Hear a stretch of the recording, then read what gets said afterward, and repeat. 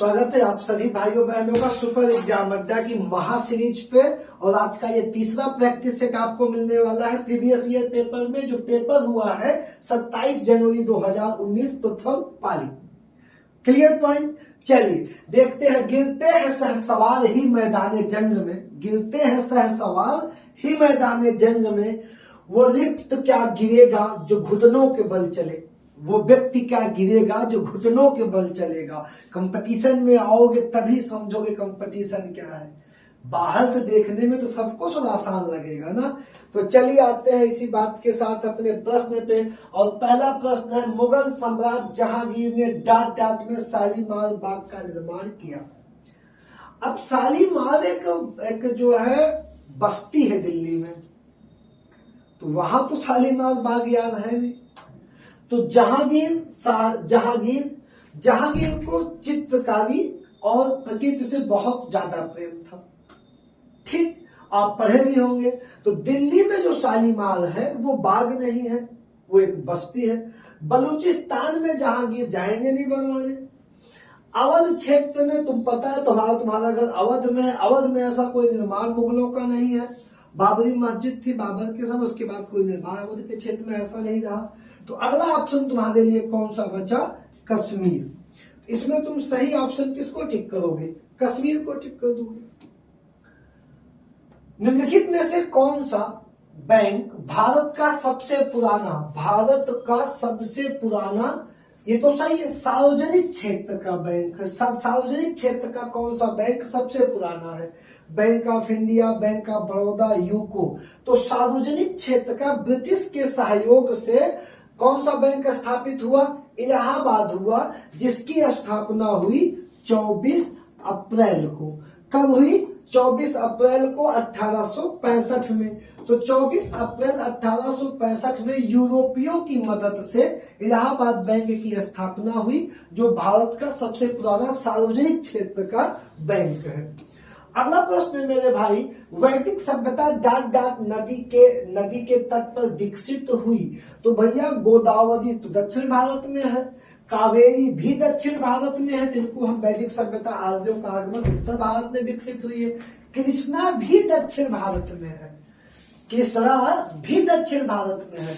तो एक ही ऑप्शन बचा, सरस्वती, जो उत्तर भारत में है। इस क्वेश्चन को अगर और टफ बनाना था तो यहाँ पे इनको लिखना था गंगा, यहाँ पे इनको लिखना था यमुना, और यहाँ पे इनको लिखना था सिंधु। तब एक बार बच्चे को कंफ्यूजन होती कि सभी उत्तर भारत की नदियां हैं, तब इनमें से हम कौन से टिक करें। लेकिन अगर सब दक्षिण भारत की दे दिए, वैदिक सभ्यता दक्षिण भारत गई ही नहीं है, तो उसमें बहुत ज्यादा ऑप्शन सोचने की जरूरत नहीं है। इस आंसर में कौन सही हो जाएगा? सरस्वती सही हो जाएगा। अगला प्रश्न, जुलाई 1944 में संयुक्त राष्ट्र के ब्रेटन वुड्स सम्मेलन में, सम्मेलन का नाम है संयुक्त राष्ट्र का एक सम्मेलन है ब्रेटन वुड्स सम्मेलन में, किस अंतरराष्ट्रीय संगठन की कल्पना की गई थी? किस अंतरराष्ट्रीय संगठन की कल्पना की गई थी? तो अंतरराष्ट्रीय मुद्रा कोष की कल्पना की गई थी, IMF की। किसकी कल्पना की गई थी? IMF की कल्पना की गई थी। और इस ब्रेटन वुड्स सम्मेलन में कुल 44 देशों ने भाग लिया था। यह सम्मेलन कब हुआ? 1944 में हुआ था। ठीक, अगला प्रश्न मेरे भाई हमारा, अगला प्रश्न, भारत की पहली इंजन रहित स्पीड ट्रेन ट्रेन 18, उसका नाम क्या है? ट्रेन 18 इंटीग्रल कोच फैक्ट्री, किस इंटीग्रल कोच फैक्ट्री द्वारा विकसित की गई है? तो इसमें 4 ऑप्शन चितरंजन है, चेन्नई है, पटियाला है, कपूरथला है। लेकिन इसका जो सही ऑप्शन है, ये जो ट्रेन 18 है, इसको किसने विकसित किया है? चेन्नई इंटीग्रल कोच फैक्ट्री द्वारा विकसित की गई है। ठीक है, अब इसमें क्या है, ये जो ट्रेन है इसकी जो स्पीड होगी वो 180 की अधिकतम स्पीड होगी। ठीक है, तो इसी ट्रेन का नाम क्या दे दिया गया? ट्रेन 18। उसी की स्पीड को लेकर इसका नाम दे दिया गया ट्रेन 18। अगला प्रश्न है हमारा प्रश्न नंबर 8, सरदार वल्लभ भाई पटेल राष्ट्रीय पुलिस अकादमी,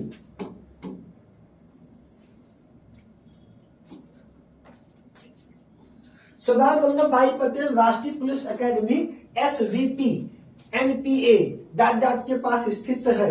अब जानते हो जो एक तुम्हारे पास IAS का एग्जाम जो होता है उसमें जो लोग IPS की रैंक पाते हैं, जो IPS बनते हैं, उनकी ट्रेनिंग कहाँ होती है? सरदार वल्लभ भाई पटेल राष्ट्रीय पुलिस एकेडमी में होती है। तो ये कहाँ पे स्थित है भैया? ये स्थित है हैदराबाद में। ये कहाँ पे स्थित है? ये स्थित है हैदराबाद में। यहाँ पे किसकी ट्रेनिंग होती है? IPS की ट्रेनिंग होती है। किसकी ट्रेनिंग होती है? IPS की ट्रेनिंग होती है। इसी के साथ अगर एक पॉइंट आपको बता दूं, लाल बहादुर शास्त्री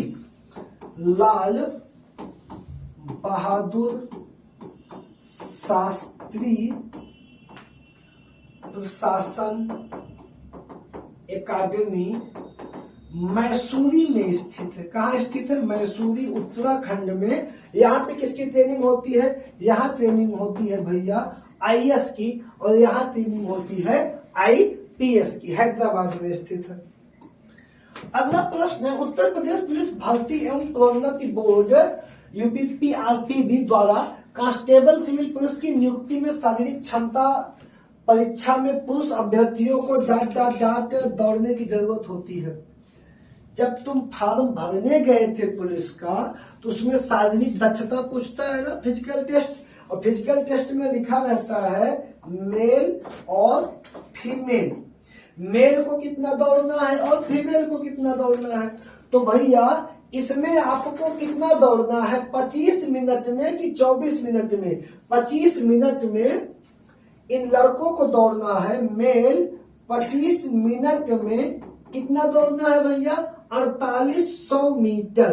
कितना दौड़ना है? 4800 मीटर। यही क्वेश्चन लड़कियों का होता, सेम क्वेश्चन लड़की पे कन्वर्ट हो गया होता, तो यहाँ पे लड़कियों वाले ऑप्शन में आपका आता भाई 2400 मीटर। कितना मीटर? 2400 मीटर। कितने समय में? क्या 25 मिनट में? नहीं, 16 मिनट में। तो पुलिस में लड़कियां 16 मिनट में 2400 मीटर दौड़ती हैं और लड़के 25 मिनट में 4800 मीटर। और यही सेम प्रक्रिया आपकी किस में चली जाएगी? UPSI में। UPSI में। लेकिन UPSI में मेल में जो है टाइमिंग बढ़ेगी, फीमेल में टाइमिंग क्या रहेगी? सेम रहेगी। तो फीमेल की जो रेस है वो 2400 मीटर की है, लेकिन कितने मिनट में? 16 मिनट में। और मेल की जो टाइमिंग है वो 4800 रेस की वो है, 4800 मीटर है। कितने मिनट में? 28 मिनट में। तो ये 28 मिनट में कितना? 4800 UPSI, फीमेल 2400 मीटर 16 मिनट। सेम वही प्रक्रिया। ठीक, तो इसमें कौन सा आंसर सही लगाओगे? 25 में 4800। ये किलोमीटर लिखा है, दशमलव लगा है, तो 4800 मीटर ही बन रहा है, इसकी चिंता नहीं करना। ठीक है। अगला प्रश्न है, 22 जुलाई 2014 को उत्तर प्रदेश के राज्यपाल के रूप में किसने शपथ ली? 14 को सूर्य प्रताप शाही, राम नाईक, ब्रजेश पाठक, आशुतोष टंडन। तो अगर मुझे जवाब देना है तो इसमें एक ही लोगों के अलावा कोई राज्यपाल बना ही नहीं है, लेकिन मैं आपके लिए एक पेज की व्यवस्था कर दिया। लास्ट में आ जाइए पेज पे। जब लास्ट में आएंगे तो 14 में पूछ रहा है सर। कौन पूछ रहा है? 14 में। तो 14 में देखिए 31वें नंबर पे श्री राम नाईक है। कौन है? राम नाईक। फिर कब है? 14 में ही एक है कार्यकारी बने हुए हैं अजीत कुरैशी, BL जोशी तक 14 तक थे। अजीत कुरैशी कार्यकारी आए, फिर राम नाईक। लेकिन ऑप्शन किस पे कह रहा है? ऑप्शन में कोई नहीं है, तो यहाँ पे कौन आए? राम नाईक आए। कब से? 14 से शुरुआत की। किस पे? राज्यपाल के पद पे। ठीक। अगला जो प्रश्न है, उत्तर प्रदेश के किस जिले को पीतल नगरी के नाम से भी जाना जाता है? फतेहपुर, मिर्जापुर, मुजफ्फरनगर, मुरादाबाद। किसको जाना जाता है? मुरादाबाद। पीतल पे सबसे ज्यादा क्वेश्चन आता है। पीतल के बर्तन, पीतल की नगरी, पीतल की मूर्तियां। पीतल के बर्तन मुरादाबाद, पीतल की सर्वाधिक मूर्तियां वाराणसी, और पीतल नगरी मुरादाबाद। पीतल एक विभाग हो जाता है, हमेशा कुछ बच्चों कंफ्यूज करता है, ध्यान रखना। 1658 ईस्वी में बहादुरपुर के युद्ध में, तो यार ये बहादुरपुर कौन सा युद्ध आ गया? पढ़े हो क्या तुम लोग भाई? पढ़े हो? शाहजहां के बीमार होने के बाद उनके बेटों में युद्ध शुरू हुआ, कौन सा? उत्तराधिकार का युद्ध। और उस उत्तराधिकार में चौथा युद्ध है बहादुरपुर का युद्ध। कौन सा युद्ध है? बहादुरपुर का। शाहजहां के दूसरे बेटे शाह सुजा को, किसको? शाह सुजा को शाहजहां के पोते डाट ने हराया था। इसने क्या पूछा इस क्वेश्चन में? इसने इस क्वेश्चन में मेरे भाई पूछा हुआ है नाम। क्या पूछा हुआ है? नाम पूछा हुआ है। क्या पूछा है? नाम। अब नाम क्या है उनका?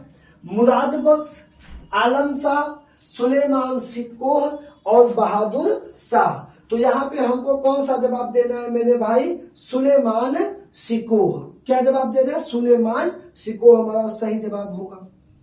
अगला प्रश्न है, फिरोजाबाद में 200 वर्षों से भी अधिक समय से उत्पादित किया जा रहा है। यूपी का जो फिरोजाबाद है वो सिर्फ और सिर्फ उसे कहा जाता है कांच की नगरी, चूड़ियों का शहर फिरोजाबाद, चूड़ियों की राजधानी, कांच की राजधानी। तो यहाँ पे आप कहाँ चले गए? कांच की चूड़ियों में। अगला प्रश्न है, हिंदू पौराणिक कथाओं के अनुसार महाकाव्य रामायण किसके द्वारा रचित? यही बता दो कमेंट करके। महर्षि वाल्मीकि के द्वारा। रामायण में भगवान श्री राम अयोध्या के शासक थे जो डाट की राजधानी थी। तो अयोध्या किस ये वैदिक काल का क्वेश्चन है, सॉरी महाजनपद काल का प्रश्न है। और महाजनपद काल में एक जनपद है कोसल। कौन सा जनपद है? कोसल। कोसल की 2 राजधानियां थी। उत्तरी राजधानी थी अयोध्या और दक्षिणी राजधानी थी श्रावस्ती। दक्षिणी राजधानी कौन सी थी? उत्तरी राजधानी अयोध्या और दक्षिणी राजधानी श्रावस्ती थी। अगला प्रश्न है, त्रिकोट जलप्रपात भारत के किस राज्य में स्थित है? त्रिकोट जलप्रपातों की विशेष लिस्ट आपको मिलेगी, पढ़ाया जाएगा। इसमें आंसर आपका क्या होगा? छत्तीसगढ़ होगा। क्या होगा? छत्तीसगढ़ होगा। ऑस्ट्रेलिया के एकमात्र द्वीपीय राज्य का नाम बताइए। ऑस्ट्रेलिया के एकमात्र द्वीपीय राज्य का नाम बताइए। ऑप्शन ए है कैप्री, दूसरी है इबिसा, तीसरा है तैजमेनिया और चौथा है रेइस। तो इसमें आपका सही ऑप्शन होगा तैजमेनिया। फिर मैं आपको एक मैसेज दे दूं, जीएस के प्रत्येक सेट में देखो एक क्वेश्चन आउट ऑफ ट्रैक आता है, जैसे ये आया है। इसके पहले अमेरिका महाद्वीप का आया था। अब फिर तो इसके लिए परेशान नहीं होना है। तुम्हारा लक्ष्य रहेगा लक्ष्य 115 प्लस। 150 में कितना? 115 प्लस। 115 प्लस में क्वेश्चन 150, 35 क्वेश्चन तुम्हें ड्रॉप करने हैं। कुल मिला के 115 क्वेश्चन सॉल्व करने, गलत नहीं कहने, ड्रॉप। तो ये ड्रॉप वाले में है। इनपे सब पे बहुत नहीं, कभी आ गया था हमको दुनिया पे, इनको इसे छोड़िए। इन पे समय व्यर्थ करने की जरूरत नहीं है। निम्नलिखित में से कौन सा शहर गोदावरी नदी के किनारे स्थित नहीं है? अब जानते हैं ये टफ क्वेश्चन है, बहुत बड़े ऑप्शन इसमें नहीं है। जैसे अभी नासिक ऑप्शन होता, बड़े बड़े ऑप्शन होते। अब इसमें क्या है कि महाराष्ट्र के ऑप्शन में नासिक, नौसारी, नांदेड़ और निजामाबाद। अब इसमें बहुत छोटे शहर नदियों के किनारे दे देगा, बहुत छोटे छोटे शहर, तब मामला फंस जाता है। और ये टफ क्वेश्चनों की श्रेणी में आएगा, जिसमें आपका सही आंसर होगा नौसारी, क्योंकि नौसारी गुजरात में है। और गुजरात में एक नदी है पूर्णा के तट पे है आपका नौसारी। बाकी सब महाराष्ट्र के स्थल है और वो गोदावरी के तट पे है। नीलम संजीव रेड्डी के कार्यकाल के बाद भारत का राष्ट्रपति कौन बना? फिर मैंने कहा कि सीरीज राष्ट्रपति पढ़ाया हूं संविधान में और क्रम दिखाया, स्पेशली फोटो लगा के क्रम लगाया हूं। तो यहाँ पे देखो 6वें कौन है? 6वें राष्ट्रपति कौन है? नीलम संजीव रेड्डी। 7वें कौन बने? ज्ञानी जैल सिंह। इनकी टाइमिंग कब समाप्त हुई? 25 जुलाई 1982। और इनकी कब शुरू हुई? 25 जुलाई 1982। तो इनके बाद कौन आया? ज्ञानी जैल सिंह आए। तो यहाँ पे तुम्हें क्या टिक करना है? ज्ञानी जैल सिंह टिक कर देना। अगला प्रश्न है चंद्रगुप्त के पुत्र का नाम बताइए जिन्होंने 298 बीसी से 272 बीसी ईसा पूर्व के बीच शासन किया और संपूर्ण भारत में साम्राज्य को बढ़ाया। संपूर्ण भारत में साम्राज्य को बढ़ाया। तो भैया हर्षवर्धन तो मौर्य वंश के राजा ही नहीं है, काटिए पहले इनको। अनिरुद्ध भी नहीं है, वासुदेव भी नहीं है। जब राजा ही नहीं है ये लोग इस वंश के, तो एक ही राजा बचा, बिंदुसार चंद्रगुप्त मौर्य का बेटा और बिंदुसार का बेटा अशोक। तो बात एकदम सिंपल सा क्वेश्चन, कौन नहीं है मैंने काटा, जो है उस पर टिक कर दिया। मेखला चादर, मेखला चादर यह राज्य की महिलाओं द्वारा पहना जाने वाला पारंपरिक वस्त्र है। यह किस राज्य में पहना जाता है? ये क्वेश्चन पूछ रहा है। गुजरात में, तमिलनाडु में, गोवा में, असम में। तो असम का जो त्योहार होता है, वहां की प्रकृति की पूजा सबसे ज्यादा होती है और उसमें एक विशेष प्रकार का वस्त्र पहना जाता है, मेखेला चादर। ठीक। अगला प्रश्न है हमारा, रविन्द्रनाथ टैगोर ने निम्नलिखित में से किस देश का राष्ट्रगान लिखा था? तो सबसे पहले आप भारत का लिखा था, है ही नहीं इसमें ऑप्शन है। किस भाषा में लिखा था? बांग्ला में। और बांग्ला ही भाषा में दूसरा संविधान राष्ट्रगान किसका लिख दिया? बांग्लादेश का लिख दिया। भारत का तो लिखा था जनगण मन, दूसरा किसका लिखा? बांग्लादेश का लिखा। ये बंगाल के निवासी भी थे। अब अगला नाम है वर्गीज कुरियन। किसके जनक है ये? फ्लड के। वर्गीज कुरियन किसके जनक है सर बताइए? को डाट द्वारा राष्ट्रीय डेयरी विकास बोर्ड के अध्यक्ष के रूप में नियुक्त किया गया। किस प्रधानमंत्री ने वर्गीज कुरियन को एनडीडीबी राष्ट्रीय डेयरी विकास बोर्ड का अध्यक्ष बनाया था? तो भैया उस समय प्रधानमंत्री थे लाल बहादुर शास्त्री और इन्होंने क्या बनाया? इनको अध्यक्ष बनाया था डेयरी विकास बोर्ड का। लास्ट क्वेश्चन शायद ये है, जवाब ना दो तो बताओ, लेकिन इसमें तो सब जवाब ही क्लियर हो गया। क्या जवाब दोगे? इसमें जवाब देने को कुछ बचा है? बताओ यार, बच्चों वाला क्वेश्चन पूछ लिया।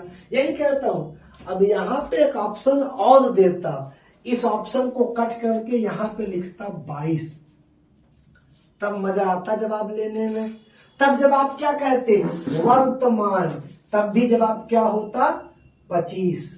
तब भी जवाब क्या होता? 25। लेकिन तब ये क्वेश्चन टफ होता, बच्चे गलत करते। यहाँ पे बच्चों वाला काम कर दिए लोग। यूपीपी कहता हूं ना बहुत आसान रहेगा, जीएस की चिंता मत करो यार, जब तक हम हैं देख रहे हो ना एकदम। ये तो भाग बच्चों का खेल है। 25 नॉर्मली, 25 कैसे ये भी समझ लो।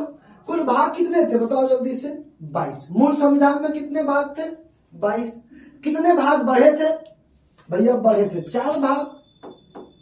बढ़े कितने भाग? 4 भाग बढ़ाए गए, तब तो भैया 26 हो गया है। 22 4 26। एक भाग हटा दिया गया, कौन सा? भाग 7 निश्चित कर दिया गया। जब एक हट गया तो फिर कितने बचे? वर्तमान में 25 बचे। तो आज की क्लास यहीं तक। अगले अनूप सर आपको लेंगे साइंस और स्टेट जीके की क्लास ले रहे हैं। ठीक, धन्यवाद। नमस्कार दोस्तों, आपका हमारे चैनल सुपर एग्जाम अड्डा पे स्वागत है। मैं अनूप। हम लोग यूपीपी की महा प्रैक्टिस सीरीज सॉल्व कर रहे हैं। इसमें जैसा कि आप जानते हैं मेरे द्वारा स्टैटिक जीके और साइंस के क्वेश्चन सॉल्व करवाए जाते हैं। आप लोग जो जीएस वाला पोर्शन है, इतिहास, भूगोल, इकोनॉमिक्स, इसका पोर्शन राजीव सर सॉल्व करवाते हैं। ठीक, तो आप लोग कर चुके होंगे या करने वाले होंगे। तो चलिए हम लोग इस प्रैक्टिस सेशन को सॉल्व करते हैं। इससे पहले एक बार आप लोग इस सेशन को ज्यादा से ज्यादा शेयर कर दीजिए और लाइक कर दीजिए, फिर हम आगे बढ़ते हैं। और लगातार प्रश्नों के जवाब आप कमेंट बॉक्स में देते रहिएगा। चलिए, पहला प्रश्न है आपका 27 जनवरी 2019 के फर्स्ट शिफ्ट का यह पेपर है। इसमें जो पहला प्रश्न आपका स्टेट जीके का है वो है, वार्षिक भारतीय शास्त्रीय संगीत समारोह सवाई गंधर्व भीमसेन महोत्सव डैश में आयोजित किया जाता है। सवाई गंधर्व भीमसेन महोत्सव कहां पर आयोजित किया जाता है, ये आपका प्रश्न है। आपके ऑप्शंस हैं पुणे, कानपुर, उदयपुर और मैसूर। जल्दी जल्दी आप लोग आंसर दीजिए। देखिए सवाई गंधर्व जो है एक बहुत ही बड़े कलाकार थे और इनके नाम पर भारत सरकार ने डाक टिकट तक जारी किया था। ठीक, 2022 में भारत सरकार ने इनके नाम पर सवाई गंधर्व के नाम पर डाक टिकट जारी किया था और इनके नाम पर ही ये वार्षिक महोत्सव मनाया जाता है। और इसका जो एक प्रसार मंडल है जो इसका संचालन करता है वो है आर्य संगीत प्रसार मंडल। आर्य संगीत प्रसार मंडल द्वारा इसका आयोजन करवाया जाता है। और इसकी शुरुआत किसने की थी? इसकी शुरुआत की थी भीमसेन जोशी ने 1953 में। और इसका आयोजन किया जाता है पुणे में। कहां पर किया जाता है? पुणे में। किसने शुरुआत की? भीमसेन जोशी ने 1953 में। किसके द्वारा किया? आर्य संगीत प्रसार मंडल के द्वारा। और इसकी ये इस महोत्सव पुणे में मनाया जाता है। ये आपके प्रश्न है। आप इसके डिटेल भी ज्यादा से ज्यादा नोट करते चलिए, स्क्रीनशॉट लेते चलिए। इनसे भी प्रश्न आपके बन सकते हैं जो आगे क्वेश्चन में बताए जाते रहेंगे। चलिए नेक्स्ट आपका है क्वेश्चन नवंबर 2018 में। ये आपकी करंट का क्वेश्चन है। नवंबर 2018 में भारत ने कौन से देश के साथ $500 मिलियन के सौदे पर हस्ताक्षर किए जिसमें स्थानीय स्तर पर 2 गोपनीय युद्धपोतों का निर्माण किया जाएगा? ऑप्शन आपके है संयुक्त राज्य अमेरिका, रूस, जापान या इजराइल। देखिए भारत ने एक देश के साथ समझौता किया कि आप अपनी तकनीक की मदद से गोपनीय तरीके से हमें 2 युद्धपोत बनाकर दीजिए और इसमें आप हमारी सहायता कीजिए। और ये युद्धपोत बन कहां पर रहे हैं? तो गोवा शिपयार्ड में। गोवा शिप यार्ड में।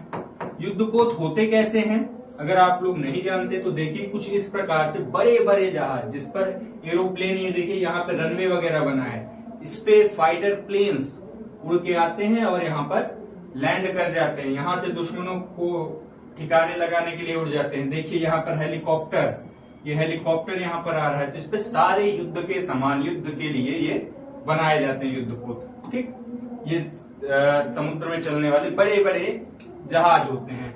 गोवा शिपयार्ड में बनेगा और किसकी सहायता से बनेगा? तो ये आपके रूस की सहायता से 2 युद्धपोत आपके बनाए जा रहे हैं। चलिए आप लोग शेयर कर दीजिए और जैसा भी सेशन आपको लगे एक बार कमेंट बॉक्स में जरूर बताइएगा। चलिए आगे बढ़ते हैं। चलिए अगला क्वेश्चन हमारा है नवंबर 2018 में किस भारतीय राज्य की विधानसभा भंग कर दी गई? हिमाचल प्रदेश की, जम्मू कश्मीर की, पंजाब की या उत्तराखंड की? ये भी करंट का क्वेश्चन है। ये आपके एग्जाम से उतना महत्वपूर्ण नहीं है। उस समय जो है जब ये विधानसभा थी नवंबर 2018 से पहले, उस समय वहां पर सरकार थी पीडीपी जिसकी प्रमुख थी महबूबा मुफ्ती और आपके बीजेपी की गठबंधन की सरकार थी वहां पर। ठीक है, तो गठबंधन की सरकार थी और पीडीपी और बीजेपी अलग हो गए और उस समय वहां के राज्यपाल थे सत्यपाल मलिक साहब। इन्होंने इनके आग्रह पर विधानसभा भंग कर दी और चुनाव ही नहीं करवाया। 6 महीने में चुनाव होने चाहिए लेकिन वो डेट आगे बढ़ती गई और 5 अगस्त 2019 को एक बिल लाया गया संसद में जिसके तहत यहां पर धारा 370 हटा करके इससे 2 केंद्र शासित प्रदेश जम्मू एंड कश्मीर और लेह लद्दाख में बांट दिया गया। ठीक है, जिससे आपके कुल केंद्र शासित प्रदेशों की संख्या कितनी हो गई? उस समय जो है आपके केंद्र शासित प्रदेश थे कब? 2019 में 7 थे और ये 2 नए बन गए जिससे कुल केंद्र शासित प्रदेश हो गए 9 और आपके उस समय जो राज्य थे वो राज्य थे 29 और 29 में से जम्मू कश्मीर आपका हट गया तो राज्यों की संख्या कितनी हो गई? 28। वर्तमान में भारत में राज्यों की संख्या कितनी? 28। लेकिन ये केंद्र शासित प्रदेश कितने थे? 9 थे। और आप जानते हैं उस समय 2 केंद्र शासित प्रदेश थे जिनका नाम था दादर नगर हवेली, दीव और दमन। दादर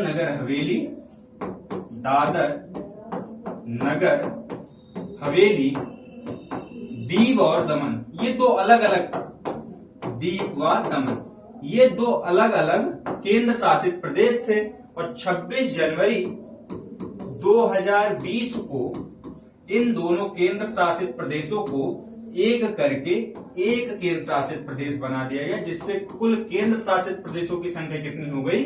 तो कुल केंद्र शासित प्रदेशों की संख्या आपकी हो गई 8। अभी वर्तमान में भारत में 28 राज्य और 8 केंद्र शासित प्रदेश हैं। चलिए आगे बढ़ते हैं। अगला क्वेश्चन हमारा है, महाधमनी डैश के शीर्ष पर शुरू होता है, किसके सिरे पर आपका महाधमनी शुरू होता है? ऑप्शन आपका है दाहिना निलय, बायां निलय, बायां आलिंद या दाहिना आलिंद। आप जानते हैं आपके हृदय में कितने चैम्बर? आप एक बार हृदय का स्ट्रक्चर देखिए। हृदय का स्ट्रक्चर कुछ इस प्रकार का होता है, जो 4 भागों में बंटता है। कितने भागों में?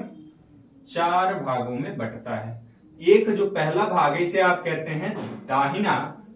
दाहिना, ये इस तरह से मत देखिएगा दाहिना बायां, इस तरह से देखिएगा दाहिना बायां, ठीक है? तो इसे हम कहते हैं दाहिना आलिंद। इसे ऊपर वाले भाग को हम आलिंद कहते हैं। इसे हम कहते हैं बाया आलिंद। ये वाला भाग, ये वाला जो भाग आपका है, इसे हम कहते हैं दाया निलय और इसे हम कहते हैं बाया निलय। अब जो रक्त आता है, इसमें अशुद्ध रक्त आता है इस दाएं आलिंद के सहारे और यहां से जाता है कहां पर? दाएं निलय में। और दाएं निलय से ये आपका एक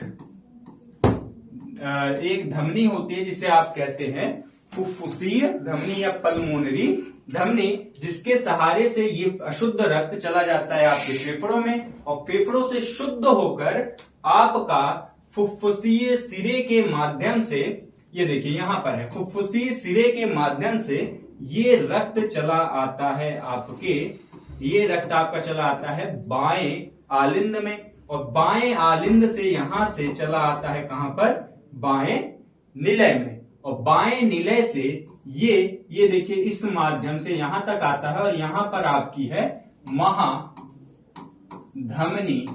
क्या है? महाधमनी लगी रहती है, जिसके माध्यम से संपूर्ण शरीर में शुद्ध रक्त का प्रवाह होता है। किसके सिरे पर लगा है? आपके इस वाले भाग के, जिसे आप कहते हैं क्या? इसे आप कहते हैं बायां निलय, ठीक है? चलिए अब यहां पर आप ढूंढिए क्या? बायां निलय ढूंढिए। बायां निलय आपका कहां पर है? यहां पर है। चलिए आगे बढ़ते हैं। नेक्स्ट आपका क्वेश्चन है, गैल्वेनाइजेशन का मतलब इस्पात डैश की पतली परत के साथ आवरण करना है। आपके लोहे पर एक पतली परत चढ़ाई जाती है जिसे आप कहते हैं गैल्वेनाइजेशन, ठीक? तो इस पे लोहे पे किस चीज की परत चढ़ाई जाती है, यह आपका प्रश्न है। तो बताइए किस चीज की परत चढ़ाई जाती है? क्रोमियम की, जस्ता की, निकेल की या एल्यूमिनियम की?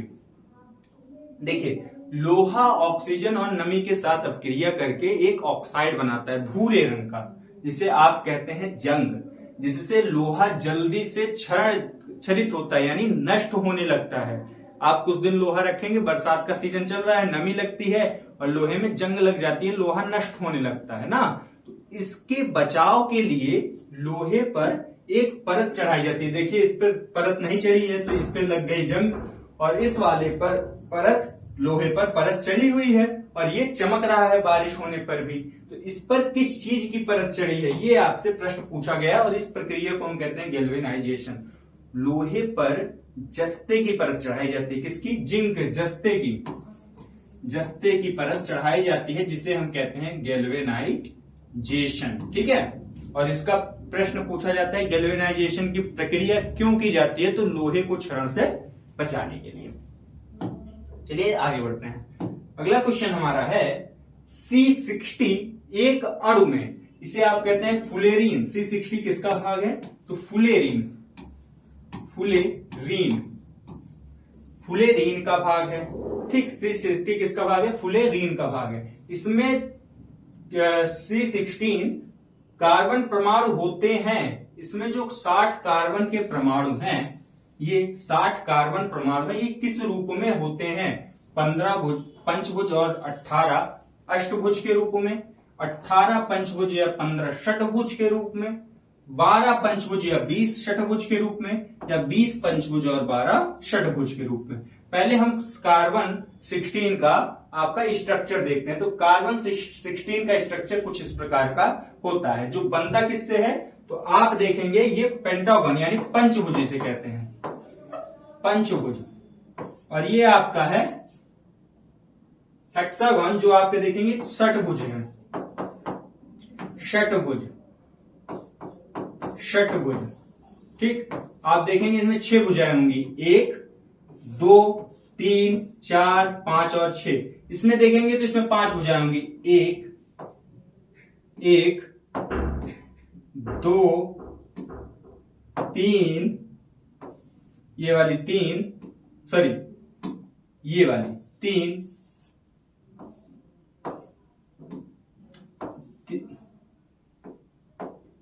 3, ठीक, ये वाली 3, ये 4 और ये 5, 1 2 3 4 5। और इसमें देखेंगे 1 2 3 4 5 6। ठीक, तो इन्हीं से मिलकर आपका कार्बन 16 निर्मित होता है। तो पूछा जा रहा है इसमें कितने पंचभुज होते हैं और कितने षटभुज होते हैं। तो इसमें तो गिनना पॉसिबल नहीं है, आपको हम बताते हैं। तो उसमें आपके होते हैं 12 पंचभुज और 20 षटभुजों से मिलकर आपका C16 कार्बन परमाणु बनता है। नेक्स्ट चलते हैं। नेक्स्ट ऑप्शन आपका है, क्वेश्चन आपका है, सर्वोत्तम गुणवत्ता वाला कोयला 80% से 95% तक कार्बन होता है, वह है पीट, बिटुमिनस, लिग्नाइट और एंथ्रासाइट। देखिए कोयले के 4 प्रकार होते हैं, कौन कौन सा? तो वो प्रकार हैं आपके एंथ्रासाइट, लिग्नाइट, बिटुमिनस और पीट, जो आपके भूमि के अंदर ताप और दाब के कारण निर्मित होता है। आप एक फिगर के माध्यम से समझिए। तो जब ताप दाब कम पड़ता है, ठीक है, कोयले पर, तो उस स्थिति में कोयले का निर्माण की प्रक्रिया शुरू होती है और उसमें कार्बन की मात्रा कम होती है, जिससे उसमें जलने के गुण जो है कम होता है, वो धुआं ज्यादा देता है वो कोयला।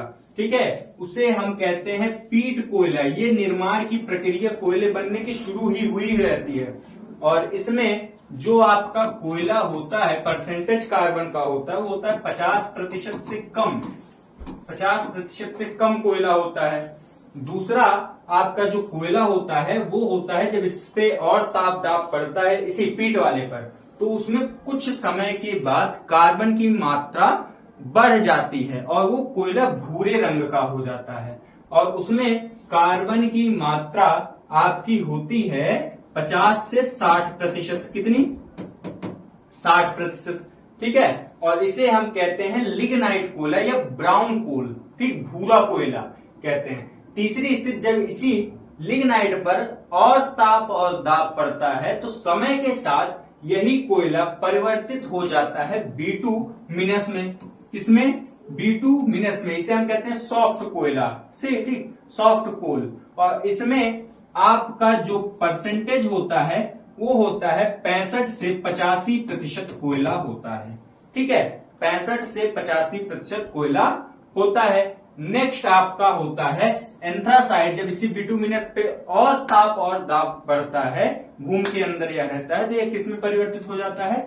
यह हार्ड रूप ले लेता है और इसमें कार्बन की मात्रा वैसे तो होती है आपकी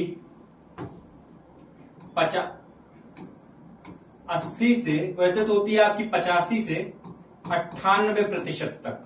ठीक है, लेकिन इसके नियर अबाउट आप ऑप्शन का हर जगह कम ज्यादा थोड़ा बहुत 5-10% इधर उधर किया रहता है। ठीक, तो इसी के नियर अबाउट हम ढूंढेंगे। इसमें कार्बन की मात्रा कितनी होती है? 85% से 98%। ये सर्वोत्तम कोयला होता है, जलने में कम धुएं से ये जलेगा। ठीक, तो इसमें हम ढूंढते हैं क्या? 80 से 95% इसमें ऑप्शन दिया है। तो आपका ये किसके नियर अबाउट है? तो 80 से 95% ये वाला कोयला पूछ रहा है, एंथ्रेसाइट। क्या सही हो जाएगा हमारा? हमारा सही हो जाएगा एंथ्रेसाइट, ऑप्शन हमारा सही हो जाएगा। चलिए आगे बढ़ते हैं। नेक्स्ट आपका क्वेश्चन है डैश को छोड़कर निम्नलिखित सभी संघनन बहुलक हैं। इसमें संघनन बहुलक पूछा है, ठीक है। बहुलक क्या है? बहुलक को आप कहते हैं पॉलीमर। देखिए, जब कुछ छोटे छोटे अणु होते हैं तो उन्हें हम कहते हैं, अकेले होते हैं, एकल अणु होते हैं, उन्हें कहते हैं हम मोनोमर। क्या कहते हैं? मोनोमर। और जब यही एकल अणु आपस में मिलकर एक बड़ा अणु बना लेते हैं तो उसे हम कहते हैं पॉलीमर या बहुलक। तो पूछ रहा है संघनन बहुलक, इनमें से सभी बहुलक हैं, तो इनमें से संघनन बहुलक कौन सा है? आपके ऑप्शन है पॉलिएस्टर, पॉलीएमाइड, पॉलीकार्बोनेट या पॉलीप्रोपोलीन। आप लोग जल्दी जल्दी आंसर दीजिए। तो देखिए, इन चारों ऑप्शन में आप देखेंगे तो संघनन बहुलक जो है, आपने पढ़ा होगा, संघनन बहुलक हमारा होता है पॉलीप्रोपोलीन। ठीक, कोई कंफ्यूजन नहीं?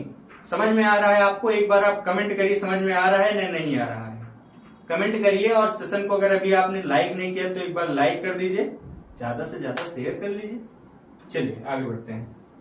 अगला क्वेश्चन आपका है, भारतीय प्रौद्योगिकी संस्थान कानपुर ने डैश में एक भारतीय प्रौद्योगिकी संस्थान कानपुर मतलब हुआ आपका Indian institute of technology, Indian institute of technology IIT, जिसका सपना बहुत लोग देखते हैं, कानपुर। ठीक, कानपुर, IIT कानपुर ने डैश में एक कार्यालय बनाया जहां पूर्व छात्र संजीव खोसला को संस्थान का विदेशी ब्रांड दूत नियुक्त किया गया। IIT कानपुर ने एक शहर में अपना ऑफिस बनाया और वहां पर इसको प्रचार प्रसारित करने के लिए किसे अपना ब्रांड एम्बेसडर नियुक्त किया? ऑप्शन आपके हैं, ब्रांड एम्बेसडर घोषित किया किसे? अपने ही संस्थान के पूर्व छात्र संजीव घोसला को ब्रांड दूत बनाया और उस कार्यालय को कहां स्थापित किया गया, ये आपका प्रश्न है। तो दुबई में स्थापित किया गया, सिंगापुर में, लंदन में या न्यूयॉर्क में? तो ये आपके करंट का क्वेश्चन है, ठीक है। और आपको फंसाने के लिए कभी कभी कुछ क्वेश्चन दे दिए जाते हैं, इन सबको याद कोई नहीं करता है, बस, ठीक है। आपको दे दिए जाते हैं ताकि आप कंफ्यूज होकर जो इजी क्वेश्चन है उसे भी गलत करके आए, ठीक है। तो आप लोग कंफ्यूज ना होइए, आप लोग जो पढ़ रहे हैं पढ़िए, ठीक है। कुछ क्वेश्चन अगर एक दो नहीं आ रहे हैं तो उस पर ज्यादा समय ना खपाइए आप, कि एक क्वेश्चन सही करने के लिए आप ज्यादा उस पर मेहनत करें। आपके ज्यादा स्कोर जहां हो सकता है उस पर मेहनत कीजिए, ठीक है। क्योंकि जनरल क्वेश्चन आपसे जो बनेंगे, आप रेगुलर पढ़ते हैं, का क्वेश्चन नहीं आ रहा तो कोई दिक्कत नहीं, ठीक। तो ये आपका जो ऑफिस खुला था वो खुला था आपके न्यूयॉर्क में, जहां पर संजीव खोसला को ब्रांड एम्बेसडर नियुक्त किया गया था IIT कानपुर का। नेक्स्ट आपका है, कौन सा कथक घराना उस नृत्य शैली के आध्यात्मिक पहलुओं पर अधिक ध्यान देता है? ठीक, देखिए, जो आपकी कथक है, कथक उत्तर भारत का नृत्य है और उसमें 3 घराने बहुत फेमस हैं। कौन कौन से? तो लखनऊ, जयपुर और बनारस, 3 घराने बहुत फेमस हैं। और इस कथक एक शास्त्रीय नृत्य है, जिससे शास्त्रीय नृत्यों की संख्या कितनी है आप जानते हैं? शास्त्रीय नृत्यों की संख्या है 8। ठीक, इन 8 में जो ये शास्त्रीय नृत्य कथक एकमात्र ऐसा नृत्य है जिसमें हिंदू और मुस्लिम दोनों लोग भाग लेते हैं। बाकी सब जो शास्त्रीय नृत्य वो हिंदू पौराणिक ग्रंथों से प्रेरित होते हैं और इनमें लेकिन दोनों लोग भाग लेते हैं। और एक बात, इसमें जो ये बनारस घराना आपका है, इसमें आध्यात्मिक पहलू यानी कृष्ण और राधा के मतलब प्रसंगों को ज्यादा दर्शाया जाता है बनारस घराने में। और जो आपके ये लखनऊ और जयपुर घराना है, इसमें आपके ताल, नृत्य ताल पर ज्यादा फोकस किया जाता है। जयपुर और लखनऊ घराने पे नृत्य कैसा हो रहा है, उस पर ताल, उसकी स्पीड, इस पे ज्यादा ध्यान दिया जाता है। बल्कि और बनारस घराने में कृष्ण लीलाओं को प्रस्तुत करने या आध्यात्मिक पौराणिक ग्रंथों को प्रस्तुत करने के ऊपर ज्यादा फोकस किया जाता है। ठीक, तो सही क्या हो जाएगा हमारा? सही हमारा हो जाएगा बनारस। नेक्स्ट आपका है, किस भारतीय ने अर्थशास्त्र में नोबेल मेमोरियल पुरस्कार जीता है? ठीक, देखिए आपके 4 ऑप्शन है, सीवी रमन, कैलाश सत्यार्थी, हरगोविंद खुराना, अमर्त्य सेन। तो देखिए, जो आपके सीवी रमन है, इन्होंने भौतिक के क्षेत्र में जीता है। रमन प्रभाव की खोज की थी, कब की थी? 1928 में की थी, 1930 में इन्हें नोबेल मिला था। कैलाश सत्यार्थी हैं, इन्हें 2014 मिला था शांति के लिए। इन्होंने बचपन बचाओ आंदोलन चलाया था, जिसमें बच्चों को मुख्य धारा से ये जोड़ते थे। नेक्स्ट आपके हैं हरगोविंद खुराना, इन्हें चिकित्सा के लिए मिला था, चिकित्सा के लिए मिला था इन्हें। ठीक, ये भी नहीं है, ये भी नहीं है, ये भी नहीं, बचे कौन? अमर्त्य सेन, इन्हें मिला था 1998 में। अपना इन्होंने कल्याणकारी अर्थशास्त्र कल्याणकारी का सिद्धांत दिया था। ठीक है, और अर्थशास्त्र के लिए एक और लोगों को मिला था, अभिजीत बनर्जी को। किसे मिला था? अभिजीत, ये लेटेस्ट जो नोबेल विजेता है भारतीय उनमें है अभिजीत बनर्जी। इन्हें कब मिला था? तो इन्हें मिला था 2019 में। ये सबसे जल्दी में पाए हुए भारतीयों में इनकी नाम है। और पहले कौन थे? पहला भी पूछा जा सकता है। तो पहले आपके थे रविंद्रनाथ टैगोर जी। टैगोर जी, जिन्हें मिला था 1913 में इनकी पुस्तक गीतांजलि के लिए। चलिए आगे बढ़ते हैं। अगला क्वेश्चन आपका है, भारतीय मुक्केबाज MC मैरी कॉम द्वारा लिखित आत्मकथा का शीर्षक क्या है? ये पहली भारतीय महिला है जिन्होंने मुक्केबाजी में ओलंपिक में पदक जीता था। ठीक, इन्होंने अपनी एक बुक लिखी थी आत्मकथा, वो किस नाम से? यही आपका प्रश्न है।